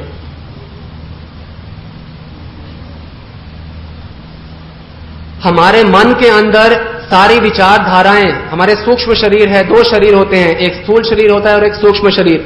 सूक्ष्म शरीर के अंदर हमारी सारी अपूर्ण इच्छाएं रहती हैं, डिजायर्स जो पूरे नहीं हुए, और सारे के सारी और जो कामनाएं रहती हैं, और इसके आधार पे हमें अगला शरीर मिलता है। जैसे वायु है, वो एक जैसे मान लीजिए फूल है, यहां से वायु अगर आएगी तो सुगंधी को साथ ले जाएगी फूलों की सुगंधी को। उसी प्रकार से हमारे इच्छाओं को ये सूक्ष्म शरीर अगले शरीर में लेके जाता है और हमें भिन्न भिन्न प्रकार के शरीर प्राप्त होते हैं। तो हम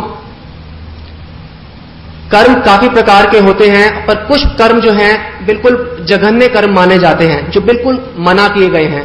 4 प्रकार के कर्म को बहुत जघन्य माना जाता है। कौन से हैं वो 4 कर्म? मीट ना खाना, शराब ना पीना, जुआ ना खेलना और पराई स्त्री या पुरुष का संग ना करना। इन चारों को करने पे भीषण परिणाम भोगने पड़ते हैं। ये चारों बहुत जघन्य कर्म हैं। आप सोचिए, लाश को कहां डालते हैं? लाश को कहां डालते हैं? शमशान घाट में, ठीक है। तो जो व्यक्ति मीट खाता है तो वो क्या कर रहा है? मीट या मछली लाश को अपने अंदर डाल रहा है। इसका क्या मतलब हुआ? ऐसा व्यक्ति चलता फिरता शमशान घाट है, वॉकिंग क्रेमेटोरियम। जो भगवान के भक्त हैं, पावनानी चरंती है, वो सारे जीवों को जाके शुद्ध करते हैं। जिस स्थान पे भक्त जाते हैं वो स्थान एकदम शुद्ध हो जाता है। और ऐसा व्यक्ति का क्या कहना कि तो खुद तो अशुद्ध शमशान घाट है ही है, जिस स्थान पे जाएगा उस स्थान को अशुद्ध कर देगा। इतने जघन्य हम लोग इतने गिरे हुए हो जाते हैं जब हम मीट इत्यादि का सेवन करते हैं। तो हमें अपने जीवन को नई राह देनी चाहिए कि चलता फिरता शमशान घाट नहीं बनना। हमने अपने आप को दुखी और सारी जगह को अपवित्र कर देते हैं, तो हमको बदलना है। अब आप सोचेंगे, कई जगह तो बोला गया है कि मीट खा सकते हो, काली की पूजा करके, सुना होगा आपने शायद।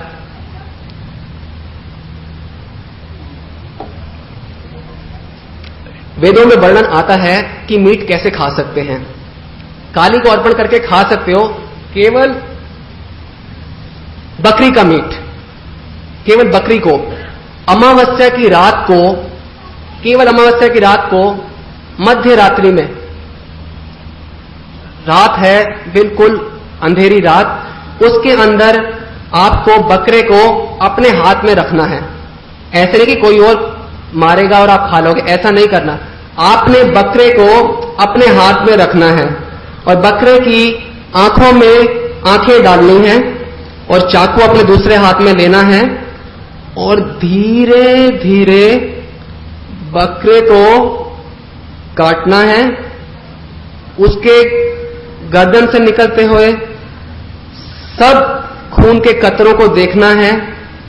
उसके आंखों से जो अश्रु बह रहे हैं उसको भी देखना है। और जो उसके बाद धीरे धीरे उसकी हड्डियां कट रही हैं, उसके ऊपर जितना उसको दुख हो रहा है उसको अच्छी तरह देखना है। और उसके बाद ये मंत्र बोलना है। संस्कृत में मंत्र है, इसका हिंदी में सरल अनुवाद है कि हे बकरी, अभी तो मैं तुमको मार रहा हूं, अगले जीवन में तुम मुझे मारना। उसके बाद खा सकते हैं हम।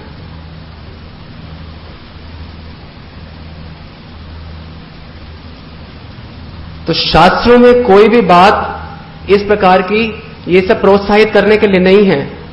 कोई भी सभ्य व्यक्ति होगा आखिरकार एक बार तो सोचेगा कि मैं इसको अपने जीभ के स्वाद के लिए मार दूं। अगर मेरे बेबी बच्चे हैं, मेरे हैं, तो इनके भी तो हैं, इसको मार दूं मैं केवल जीभ के स्वाद के लिए। उसका कभी तो जाएगा किसी पंडित के पास, भक्त के पास, पूछेगा ये मंत्र का मतलब क्या है। जब उसे पता चलेगा कि अगले जीवन में वो मुझे खाएगी, तो कोई भी बुद्धिमान व्यक्ति जिसमें थोड़ी सी भी बुद्धि होगी, ज्यादा बुद्धि की आवश्यकता नहीं है ये समझने के लिए, थोड़ा सा बुद्धिमान व्यक्ति भी अगर होगा तो वो मीट नहीं खा सकता। हो ही नहीं सकता कोई व्यक्ति मीट खा ले और वो बोले मैं बुद्धिमान हूं। बहुत ही ऊंची डिग्री का मूर्ख होना चाहिए कोई भी व्यक्ति, अगर कोई व्यक्ति मीट खाता है, बहुत ही ऊंचे कोटि का मूर्ख। अरे भाई, वो भी आपकी तरह एक जीव है, आप उसको मार रहे हो, कोई नहीं आपको देखने वाला, आप भगवान हो क्या? कुछ भी कर सकते हो। उसी प्रकार से शराब पीने की भी कईयों को लत होती है। तो शराब पीने के एक यज्ञ है, सौत्रमणि यज्ञ, वेदों में वर्णित है। तो उसमें बताया जाता है कि बहुत लाखों करोड़ों रुपए खर्च करने के बाद काफी यज्ञ किया जाता है और उसके बाद कुछ बहुत थोड़ा सा शराब को आप ग्रहण कर सकते हो। तो कोई भी बुद्धिमान व्यक्ति सोचेगा कि थोड़ी सी बूंद ग्रहण करने के लिए मैं करोड़ों रुपए खर्चूं क्या? तो वो व्यक्ति भी धीरे धीरे क्या करेगा, समझेगा कि ये सब कार्य मेरे को नहीं करने चाहिए। और अगर हम ये सब कार्य करते हैं तो हमारे लिए क्या क्या है आगे चल के, हम इसको पहले करना, जस्ट डू इट स्टार्ट। हम लोग सोचते हैं कोई बात नहीं, जो इच्छा में आ रहा है, मन में आ रहा है, कर लो, किसने देखा है कल, जस्ट डू इट। उस पर टीका लगा दो, अमेरिका में टीका लगा दो और just do it, Nike, just do it. ये पहली बात तो हमारे को ठीक लगती है। दूसरी बात कोई नहीं बताता भक्तों के अलावा, जस्ट सफर इट। ये हिडन कॉस्ट है, ये छुपी हुई कीमत है। अब तड़पो, just do it and then just suffer it. हम जो संसार में आए हैं, ये कोई पिकनिक मनाने के लिए नहीं आए हम यहां पे, ये दुख भोग रहे हैं हम बारंबार। जानना है, दिमाग की खिड़कियां खोलनी है। Come on.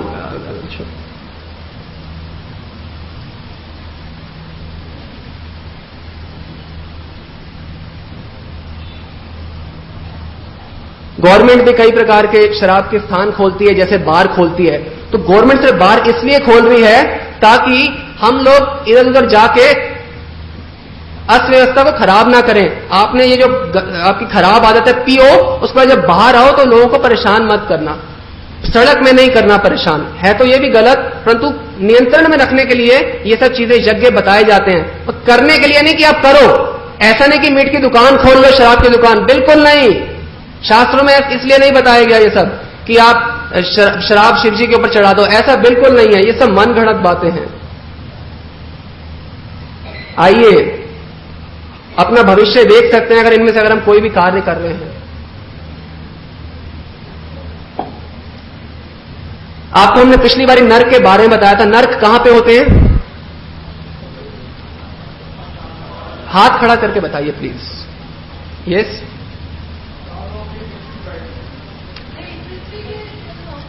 पृथ्वी के दक्षिण हिस्से में, पाताल लोक से नीचे और गर्भोदक सागर के बीच में नहीं है, थोड़े से ऊपर गर्भोदक सागर से। बिल्कुल एग्जैक्ट लोकेशन बताई जा रही है। जो 28 प्रकार के नर्क हैं, गर्भोदक सागर से बस थोड़े से ऊपर हैं। यहीं पे पितृलोक भी होता है जहां पे यमराज रहते हैं। तो ये भिन्न भिन्न नर्क हैं। एक है तप्त सूर्मी नर्क। तप्त सूर्मी नर्क में तप्त सूर्मी नर्क में ऐसे व्यक्ति को डाला जाता है जो पराई स्त्री या पुरुष का संग करता है। पता है क्या किया जाता है? मान लीजिए कोई पुरुष संग करता है पराई स्त्री का, तो पराई स्त्री की आंख के समान खोलती हुई मूर्ति बनाई जाती है। उसके बाद उसको चिपका दिया जाता है उससे, और उसके बाद पीछे वजन से उसको हिलने नहीं दिया जाता, और पीछे से उसको बारंबार कोड़े मारे जाते हैं। ये सजा मिलती है अगर हम पराई स्त्री या पराई पुरुष का संग करते हैं। और आप नीचे नर्क देख रहे हैं, कुंभी पार्थ नर्क। ये उन लोगों के लिए है जो अंडा, मीट, मछली इत्यादि का सेवन करते हैं। क्या होता है? खोलता हुआ घी, बहुत बड़ी कढ़ाई होती है, उसमें घी खौल रहा होता है, और फिर उसको उसके अंदर हमें डाल दिया जाता है। फिर कई सालों तक हमारे को तला जाता है। हम तड़पते हैं, चीखते हैं, परंतु हैरानगी यह है कि हम मर नहीं सकते। कारण यह है कि हम सबको एक स्पेशल शरीर प्राप्त होता है। इसको कहा जाता है यातना शरीर। यातनाएं सहने के लिए। इसमें होता क्या है कि शक्ति होती है सहने की, कि मरोगे नहीं, परंतु दर्द होता है दुगने से भी ज्यादा। बहुत दर्द होता है, मृत्यु नहीं होती। अयह पान नर्क, ये उन व्यक्तियों के लिए है जो बियर, विस्की वगैरह लेते हैं, वाइन लेते हैं। ऐसे व्यक्तियों को क्या किया जाता है? लोहे को पिघला दिया जाता है और उसको लिक्विड फॉर्म में, आपने देखा लोहा पिघला हुआ, तो लोहा पिघला के पकड़ के मुंह में डाला जाता है यमदूतों द्वारा उन व्यक्तियों को जो शराब पीते हैं, ठीक गर्भोदक सागर से थोड़ा सा ऊपर। यह है शुकरमुखा नरका। इसमें क्या होता है? गवर्नमेंट के लोग होते हैं जो एक इनोसेंट व्यक्ति को चीटिंग करते हैं, और उनके लिए क्या होता है, जैसे आपने गन्ने के रस की मशीन देखी होगी, आप उसमें देखते हैं गन्ना निकलता है, तो गन्ना निकलना कितना मुश्किल है उसमें से। उसी मशीन में से जीवों को निकाला जाता है, खासकर गवर्नमेंट के लोगों को, और फिर बाहर निकाल के वो एकदम बेहोश हो जाते हैं, फिर से उन्हें जीवित किया, जैसे ही होश आती है फिर से। ऐसे बारंबार शुखर मुखा नर्क में होता रहता है। रौरव नर्क, महारौरव नर्क, ऐसे अनेक प्रकार के नर्क हैं। हम इसी के ऊपर भी बहुत कुछ कर सकते हैं, पर अभी ज्यादा आगे नहीं चलेंगे। आप में से एक बात बताइए कि आपको अभी समय है लगभग 9:15, आपको पता चल जाए कि 9:30 बजे हम सबने शरीर छोड़ना है, मान लीजिए कंफर्म हो जाए, तो आप में से कितने लोग शराब पी के मरना चाहोगे? मीट खा के कितने लोग मरना चाहोगे कि आखिरी बारी मर रहा हूं, मीट खा लूं, उसके बाद तो भगवान ने मेरे को माला ही चढ़ानी है? कौन लोग करना चाहेंगे? मीट खाना, शराब पीना, या जुआ खेलना, या पराई स्त्री पुरुष का संग करना, ये सिर्फ हम तभी करते हैं जब मृत्यु को भूल जाते हैं। हमारी यही बीमारी है क्या कि हम मृत्यु को भूले हुए हैं? जैसे मृत्यु को भूलते हैं वैसे ही सारे उटपटांग कार्य करने में लग जाते हैं। सोचिए, जब कंफर्म पता हो कि आप अभी मरने वाले हैं, तो क्या आप करेंगे कोई भी जघन्य कार्य मृत्यु से पहले? चाहेंगे ना भगवान को प्रसन्न करना? तो अब नहीं प्रसन्न करना चाहते क्या? आधे घंटे बाद नहीं करना चाहते? कल नहीं करना चाहते भगवान को प्रसन्न? यस्मिन् तुष्टे जगत तुष्टम, यदि भगवान प्रसन्न है तो हम सब प्रसन्न हो सकते हैं। तो हम इस चीज आपको इसलिए बता रहे हैं कि हम जीवन का शुभारंभ करें, एक शुरुआत करें सही रूप से। भक्ति as Krishna wants us to do, जैसे भगवान चाहते हैं वैसे करना। 2 प्रकार के कर्म होते हैं, इंस्टेंट कर्मा और डिलेड कर्मा। इंस्टेंट कर्मा वो होता है जिसका फल तुरंत प्राप्त होता है। जैसे मान लीजिए आप रोड पे चल रहे हैं और आपने किसी को ऐसे ही थप्पड़ मार दिया, तो क्या होगा? आपने ऐसे मारा और आपको ऐसे पड़ेगा, तो इसको कहा जाता है इंस्टेंट कर्मा। और कुछ कर्म होते हैं थोड़े डिले के बाद प्राप्त होते हैं। जैसे मान लीजिए आपका पेट खराब है, सुबह उठ के आपने देखा, तो आप पीछे जाओगे, मैंने क्या किया था? कल मैंने वो भेलपूड़ी खा ली थी रोड पे, तो आपको पता चलता है कि हाँ इसका परिणाम है। तो ये थोड़ा डिलेड कर्म है। कुछ कर्म होते हैं कुछ घंटे बाद उसका परिणाम मिल जाता है, कुछ होते हैं कुछ महीने बाद मिलता है, कुछ अगले जन्म में मिलता है और कुछ आने वाले जन्मों में परिणाम मिलता है। तो ये बीज के समान होते हैं। आपने बो दिया है कर्म, अब हर समय कर्म कर रहे हैं, ये बात मत भूलिएगा। हर समय बीज आरोपण करे जा रहे हैं और सबका फल प्राप्त होगा ही होगा। तो एक बार ये बूढ़े व्यक्ति थे, वो हॉस्पिटल में थे, तो बहुत चिल्ला रहे थे, अरे मैंने तो कुछ गलत नहीं किया, मेरे को भगवान ने क्यों बीमार कर दिया इत्यादि। तो हमारे एक भक्त वहां पहुंचे, तो उन्होंने यही बात बोली, मेरे को क्यों कर दिया? इनको देखो, लड़के लड़कियां कॉलेज के पास, ये लोग कितना एंजॉय कर रहे हैं, मेरे को क्यों डाल दिया? बूढ़े होने के बाद भी तृष्णाएं नहीं जाती, वासनाएं नहीं जाती। तृष्णाएं कभी बूढ़ी नहीं होती। आप बूढ़े, आपका शरीर बूढ़ा होता है केवल। तो वो अभी भी भोग करना चाहता था 80 साल की उम्र में। तो हमारे भक्त ने बोला, देखो जैसे आप गांव में जाओगे, गांव में बैरल समझते हैं आप? बैरल के अंदर से मान लो अनाज डाला जाता है, मान लो 10 टन अनाज डाला जा सकता है उसमें। तो 2005 में मान लीजिए बहुत अच्छी फसल हुई, तो 5 टन आपने अनाज उसमें डाल दिया, बहुत अच्छा। और 2006 में मान लीजिए फसल इतनी अच्छी नहीं हुई, फिर आप उसके बाद ऊपर डालोगे तो पूरा हो जाएगा 10 टन। तो उसका अगर बच्चा आके नीचे से निकाले चावल को, तो देखेगा अरे हुआ तो खराब फसल है और बाहर से इतना अच्छा आ रहा है, ये तो जादू ही है कुछ। परंतु वास्तविकता क्या है कि जैसे ही वो अच्छा वाला खत्म होगा, वो खराब वाला आ जाएगा। तो उसी प्रकार से कर्म है, ये कर्मों की गति जो है बहुत गहन है। आपने बीज बो दिए हैं, ये नहीं कह सकते कब प्राप्त होगा आपको इसका फल।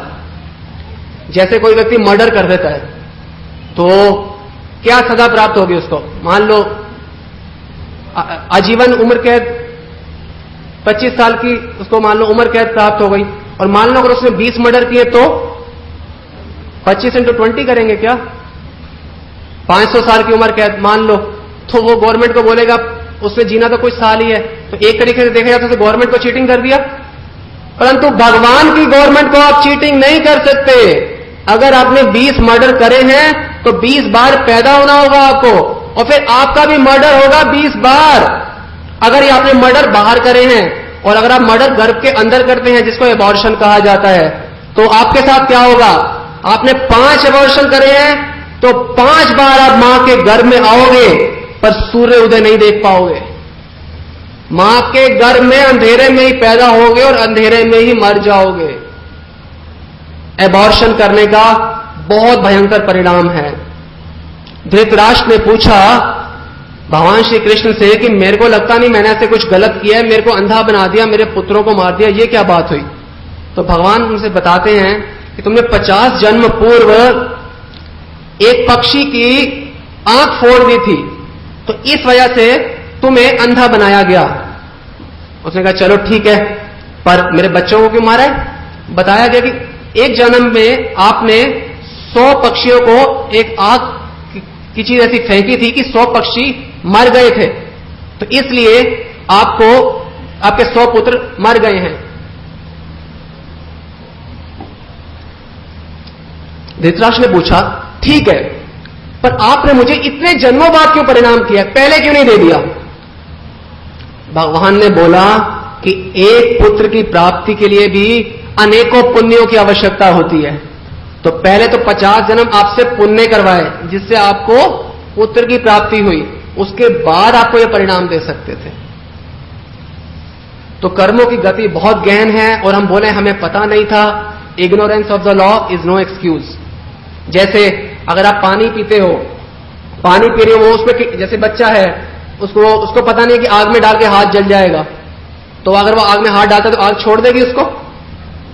आग नहीं छोड़ेगी। पानी है, मान लो गंदा है, हमें मालूम नहीं है, हम पी लेते हैं, तो उसका क्या परिणाम होगा? बीमार हो जाएंगे। तो अगर हम अज्ञानता में हैं तो भी हमारे को क्या छोड़ दिया जाएगा? ऐसा नहीं। जैसे मोटरसाइकिल में अगर कोई विदेश चला, मान लो इंडिया आ जाए या विदेश चला जाए, तो हेलमेट नहीं डाला हुआ तो ट्रैफिक पुलिस चालान काट देगी। वो बोले मुझे पता नहीं था। पता नहीं था तो पता होना चाहिए था। आप यहां पे आए हो, मनुष्य जीवन प्राप्त है, मोटरसाइकिल चला रहे, सब कुछ पता होना चाहिए था आपको। एक और उदाहरण देंगे आपको। एक बार एक हमारे भक्त हैं, वो बॉम्बे में गए और पहली बार बॉम्बे गए थे। आप में से बॉम्बे कितने लोग गए हैं? आप लोग लोकल ट्रेन देख चुके होंगे, वहां पे बहुत भीड़ होती है। तो वो वहां पे गए और पहली बार गए तो उन्हें ऐसे लगा कि कोई इमरजेंसी हो गई है शायद, इतनी भीड़ जा रही है, तो वो चढ़े नहीं। उसके बाद क्या हुआ, दूसरी ट्रेन आई, दूसरी ट्रेन पे देखा वो भी बिल्कुल वैसे ही भरी हुई थी, वो लगा ये कुछ ज्यादा इमरजेंसी हो गई है, वो भी। तीसरी ट्रेन आई, वो भी वैसे ही भरी हुई। उन्होंने किससे पूछा, कहते नहीं यहाँ ऐसे ही होता है। तो उसके बाद सोचा चलो अगली ट्रेन पे मैं चढ़ जाऊंगा। अगली ट्रेन पे कोशिश करी चढ़ने की, नहीं चढ़ पाए। ऐसे करते करते एक ट्रेन उन्होंने देखा कि सब लोग चढ़ रहे हैं, काफी भीड़ है, एक डब्बा खाली सा है थोड़ा, वहां पे कोई भी नहीं चढ़ रहा। तो फिर वो चढ़ के चला, वो उस डब्बे में चला गया। उसके बाद चेकिंग करने के लिए आए और उनको बोला टिकट दिखाओ। बोला हम तो बहुत अच्छे हैं, हमें टिकट देखिए। बोला फाइन दीजिए अब आप। बोला किस बात का फाइन, मेरे पास तो टिकट है। बोला ये रिजर्व कंपार्टमेंट है, आपको देखना चाहिए था कि ये स्ट्राइप्स लगी हुई हैं बाहर अलग से, तो ये देख के आपको चढ़ना चाहिए था। बोला मैं तो पहली बार आया हूं। पहली बार आए हो नहीं आए हो, फाइन आपको देना पड़ेगा। तो वो असली में ये सोच रहे थे, वो बहुत बुद्धिमान का उन्होंने कार्य किया कि सब लोग तो भीड़ में चल रहे थे और वो आराम से चले गए। तो टीटी ने यही पूछा उनसे, आपको क्या लगता है बाकी सब मूर्ख हैं कि वो लोग भीड़ में चल रहे थे और आप ऐसे ही चले गए? उन्होंने बताया नहीं कि वास्तव में वो सोच तो यही रहे थे। उन्होंने बोला अब आपको भुगतान करना पड़ेगा, अब करोगे तो अगली बार कभी भी कोई गलती नहीं करोगे। फिर उन्होंने भुगतान किया और तब से लेकर अब तक उन्होंने ऐसी गलती दोबारा कभी नहीं की। तो ये जो चीजें सदा हमारे को मिलती है, ये हमारे को हमारा भला करने के लिए होती है। और सरल शब्दों में हम जल्दी से जल्दी खत्म करने का प्रयास करेंगे। अगर आप अच्छा कर्म करते हो तो क्या होता है? अच्छा परिणाम। अपने मां बाप के साथ अच्छा करो, देवताओं के साथ अच्छा करो, समाज के साथ अच्छा करो, राष्ट्र के साथ अच्छा करो तो अच्छा परिणाम होगा। देवताओं की इंसल्ट करो, मां बाप की इंसल्ट करो, राष्ट्र के साथ गंदा करो तो क्या होगा? बुरा परिणाम। अच्छा या दोनों करोगे तो क्या चीज होगा? क्या होगा?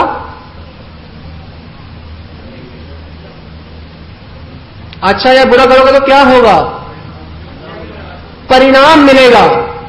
अच्छा भोगने का या बुरा भोगने का, इसका क्या मतलब हुआ? क्या होगा फिर से हमारे साथ? एक और जन्म, मृत्यु का हार पहना के हमारे को फिर से भेजा जाएगा, फिर मरो। ढंग से सोचे, अगर अच्छा कर रहे हैं या बुरा कर रहे हैं, परिणाम तो एक ही प्राप्त हो रहा है कि नहीं? परिणाम तो आपको मृत्यु ही प्राप्त हो रही है केवल, अच्छा और बुरा दोनों करने से।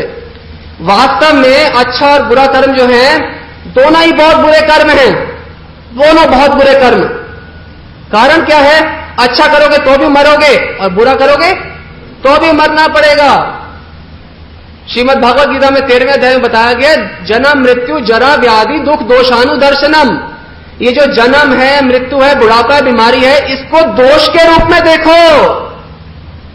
आप सच्चिदानंद हो, फंस गए हो यहां पे।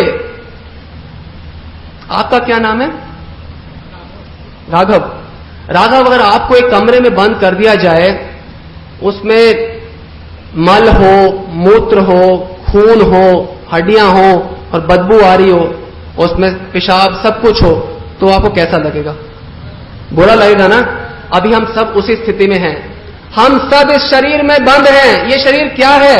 एक कमरा जिसमें मल मूत्र खून वीर्य मज्जा हड्डी पसली, यही तो है इसमें, और है क्या?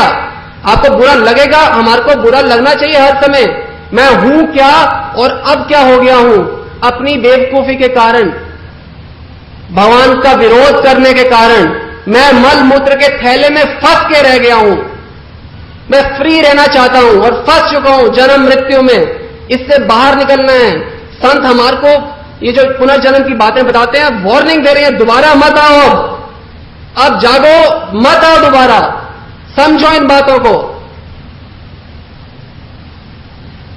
इस संसार को संतों ने एक बाथरूम से कंपेयर किया है। बाथरूम में क्या किया जाता है? बाथरूम में काम किया जाता है और वापस बाहर निकल जाया जाता है। यही किया जाता है ना बाथरूम में। ये थोड़ा ना कि वहीं पे अब सोना शुरू कर देंगे, वहीं पे पार्टी करेंगे, वहीं पे पढ़ेंगे, वहीं पे खाना बनाएंगे, वहीं पे खाना खाएंगे, ऐसा तो नहीं करेंगे। हम लोगों का क्या है कि हम इस बाथरूम में ही रहना चाहते हैं। हम ऊंचा स्टैंडर्ड ऑफ लिविंग इंप्रूव करना चाहते हैं। अरे स्टैंडर्ड ऑफ लिविंग कहां पे इंप्रूव कर रहे हो? बाथरूम के अंदर ही ना। कभी सिंक पे बैठ रहे हो, कभी खिड़की पे बैठ रहे हो, कभी नलके पे बैठ रहे हो, कभी पॉट पे। यही है तेरा स्टैंडर्ड ऑफ लिविंग। है तो ये बाथरूम के अंदर ही। इसमें अच्छा है क्या संसार में? बताइए। एक जहर का प्याला हो, आप उसे लेफ्ट से पियोगे तो क्या प्राप्त होगा? जहर। राइट से पियोगे तो क्या प्राप्त होगा? जहर। इस संसार में अच्छा या बुरा कुछ भी करोगे, एक ही चीज प्राप्त होगी जो कितनी बार प्राप्त हो चुकी है, फिर से मृत्यु। ये जागना है अब हम सब ने। ये हमें मनुष्य रूपी सीढ़ी प्राप्त हुई है। ये सीढ़ी जो है, इसमें 84 लाख पायदान हैं, 84 लाख पायदान हैं, और सबसे ऊंचा पायदान जो है ये मनुष्य है। और बस हमने थोड़ा सा और आगे जाना है। We are just one step away from eternity. हम कृष्ण से एक कदम दूर हैं सिर्फ। बस अगली सीढ़ी में सीधा कृष्ण लोक में जा सकते हैं, और किसी जोनी में यह सुविधा नहीं है। भक्ति करके 84 लाख को एकदम से पार, हमेशा हमेशा के लिए कभी नहीं आएंगे दोबारा। ये दिव्य ज्ञान आपको प्राप्त हो रहा है, इसे अच्छी तरह समझिए। अब आप सोचेंगे ठीक है, अच्छी तरह समझ आ गया, घर जाके सोचते हैं कि मैंने कितना अच्छा किया और कितना बुरा किया है।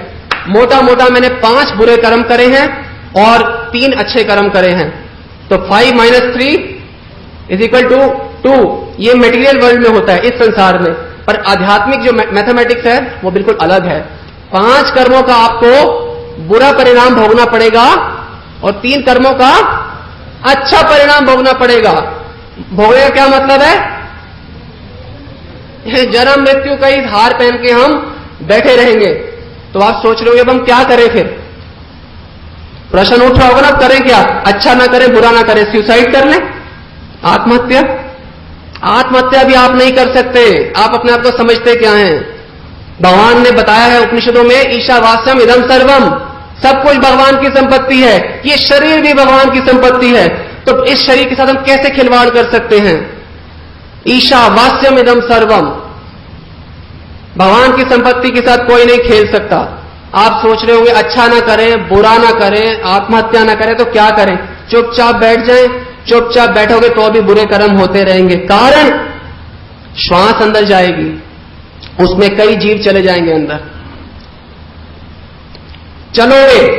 चलोगे तो कई जीवों को मार दोगे। पानी पियोगे, उसमें कई जीव मर जाएंगे। फंस गए हैं बिल्कुल बुरी तरह।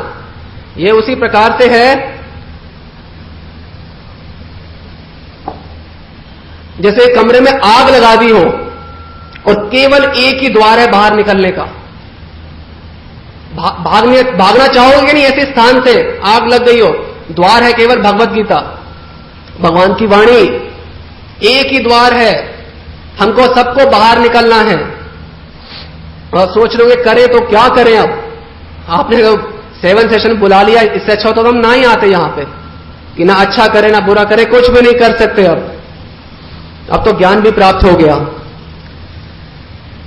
जिनका भारत भूमि में जन्म हुआ है उनका उत्तरदायित्व बहुत ज्यादा है।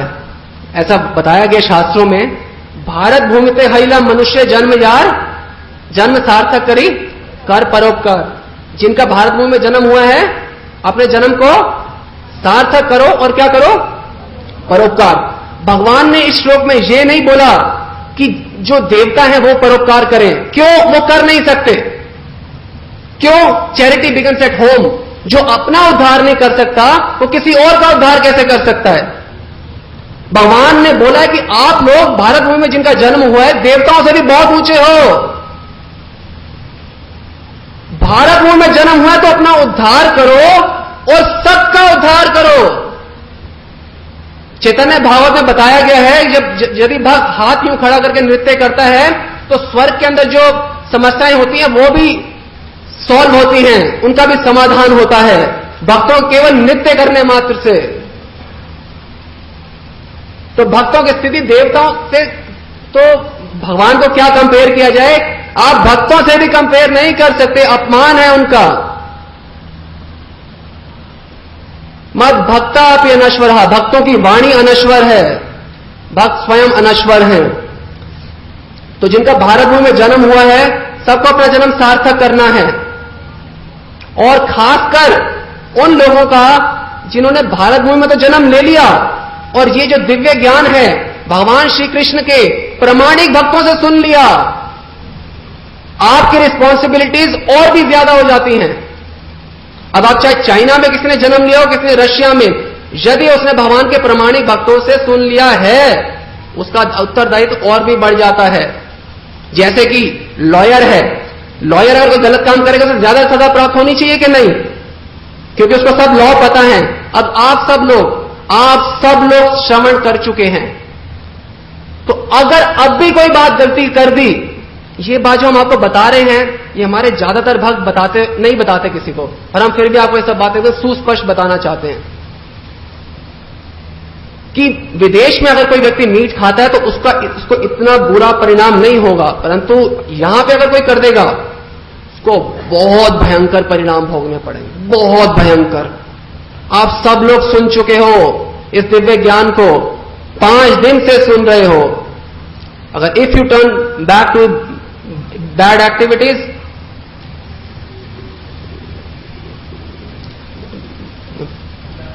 Practically no one can save you. भक्त नहीं बताते पर हमको बताना पड़ेगा क्योंकि सत्य यही है। तो प्रश्न फिर वही का वही है, फिर करें तो क्या करें? नेक्स्ट, अब लॉ कोर्ट में देखते हैं, अदालत में जज निर्णय देता है कि इस व्यक्ति को 25 साल की सजा दे दी जाए, इसको 20 लाख का जुर्माना दिया जाए। तो आपको क्या लगता है कोई निजी दुश्मनी है जज की किसी व्यक्ति से?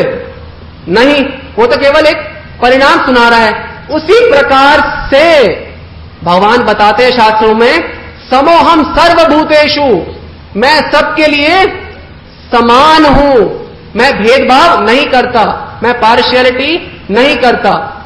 अगर आप फोटोस्टेट की मशीन के अंदर अपनी फोटो रखोगे तो बाहर होके क्या आएगी? आपकी फोटो आएगी, आपकी पापा की नहीं आएगी। अगर आप फिजिक्स की बुक रखोगे तो बाहर होके फोटोस्टेट से क्या आएगा? वही पेज आएगा। कोई इंडिया पाकिस्तान का स्कोर नहीं आएगा क्रिकेट का। तो जैसा करोगे वैसा ही आएगा।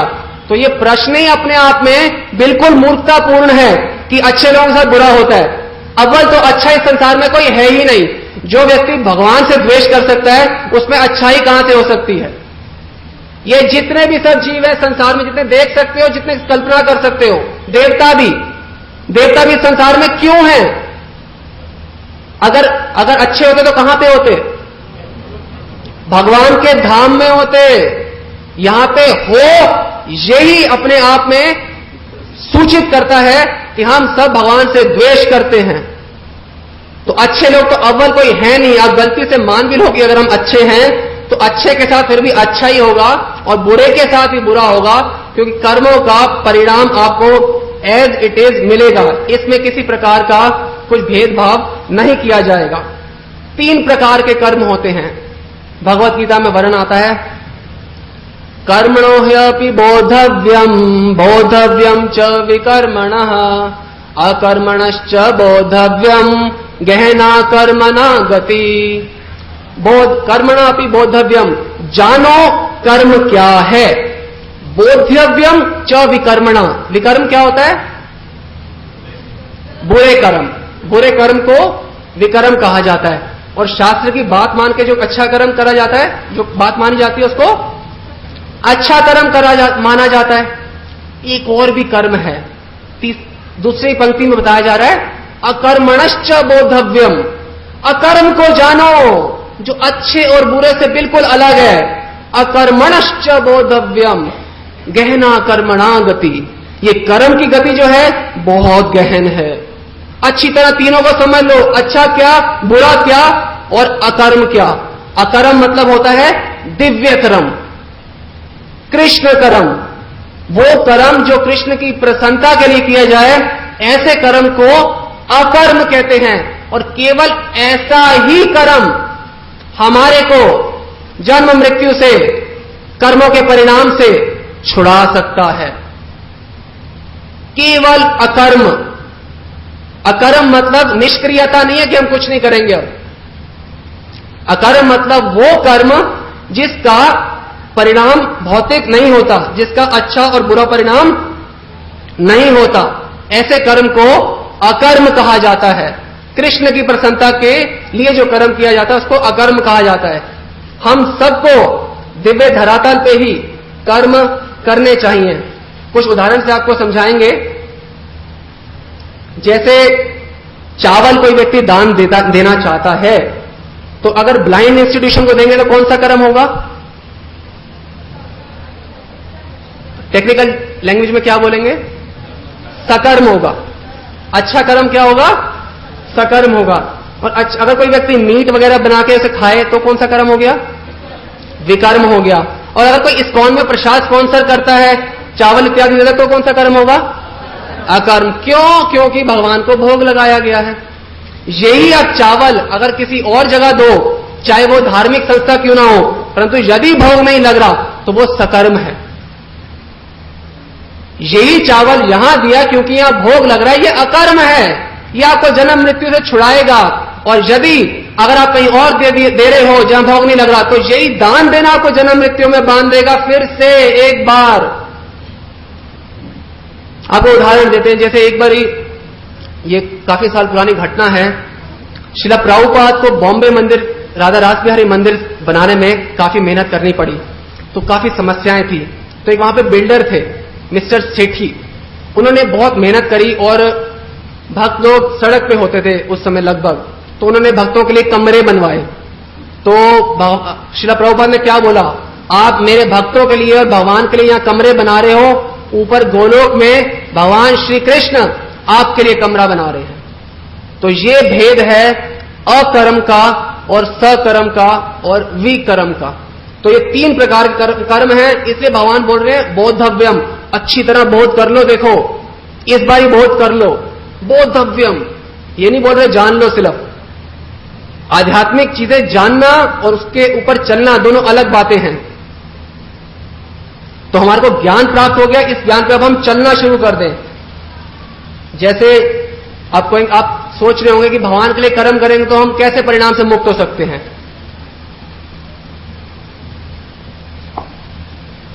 जैसे इंडिया, भारत का कोई सैनिक हो और युद्ध हो जाए भारत पाकिस्तान का, तो पाकिस्तान के 50 सैनिकों को वो मार दे, तो उसको क्या किया जाएगा? उसको जेल में डाल दिया जाएगा? नहीं, उसको परमवीर चक्र दिया जाएगा। आपने बहुत वीरता का कार्य किया है। क्यों? क्योंकि आपने देश का सुरक्षा किया है और दुश्मनों को मारा है। जिस कार्य के लिए आपको नियुक्त किया गया था, आपने बिल्कुल वही कार्य किया है। मान लीजिए इसने बहुत मेहनत करी इंस्पेक्टर ने, और इनको छुट्टी दे दी गई 6 महीने की। 6 महीने की छुट्टी में ये अपने घर में गए, विश्राम कर रहे थे। अचानक इनकी पड़ोसी से झड़प हो गई और इन्हें पड़ोसी को गोली मार दी उसी बंदूक से। उसके बाद क्या होगा? एक और परमवीर चक्र? नहीं नहीं नहीं, फिर तिहाड़ जेल भेजा जाएगा। इसलिए कि अगर कोई बोले वही बंदूक है, वही हाथ है, किस लिए दिए गए थे? किसी और कार्य के लिए दिए गए थे। गवर्नमेंट ने दिए थे, गवर्नमेंट के लिए। उसी प्रकार से सुप्रीम गवर्नमेंट भगवान श्री कृष्ण ने हमें ये शरीर दिया है। किन के लिए? हम भक्ति करने के लिए, केवल दूसरे काम करने के लिए नहीं। इस संसार में कोई व्यक्ति अंडरवर्ल्ड डॉन बनना चाहता है, कोई व्यक्ति हीरो बनना चाहता है, कोई हीरोइन, कोई सक्सेसफुल बिजनेसमैन, कोई ये और वो।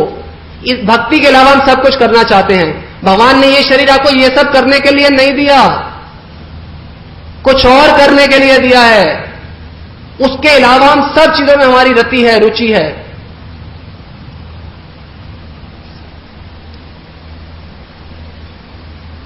अकर्म करने का मतलब है कृष्ण को अपने जीवन में जोड़ना, अच्छे तरीके से छोड़ना नहीं है कुछ भी। भगवान को अपने जीवन में जोड़ना है, इसी को अकर्म कहा जाता है। और टाइम बहुत हो गया है, आखिरी बात बता के हम विराम देंगे।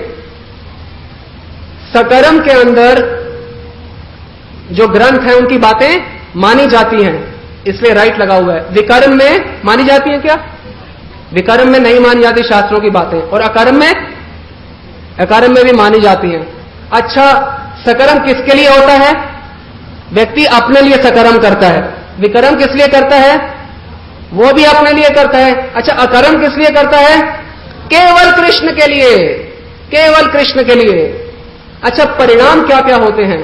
परिणाम सकर्म का क्या होता है? स्वर्ग की प्राप्ति, मतलब बाथरूम में एक अच्छी जगह। शास्त्रों में वर्णन आता है, शीने पुण्य मर्त्य लोकम विशंति। शीने पुण्य, जैसे आपके पुण्य शीन होते हैं, मर्त्य लोकम विशंति, फिर से मृत्यु लोक में आ जाते हो। और मुंडक उपनिषद में बताया गया है, हीन तरम व विशंति, हीन जोनियां प्राप्त होती हैं स्वर्ग से गिरने के बाद। तो स्वर्ग भी इसी संसार की एक स्थान है। जैसे कहो कि दिल्ली के अंदर बेटर एरिया, ग्रेटर कैलाश, उसी तरीके से बस।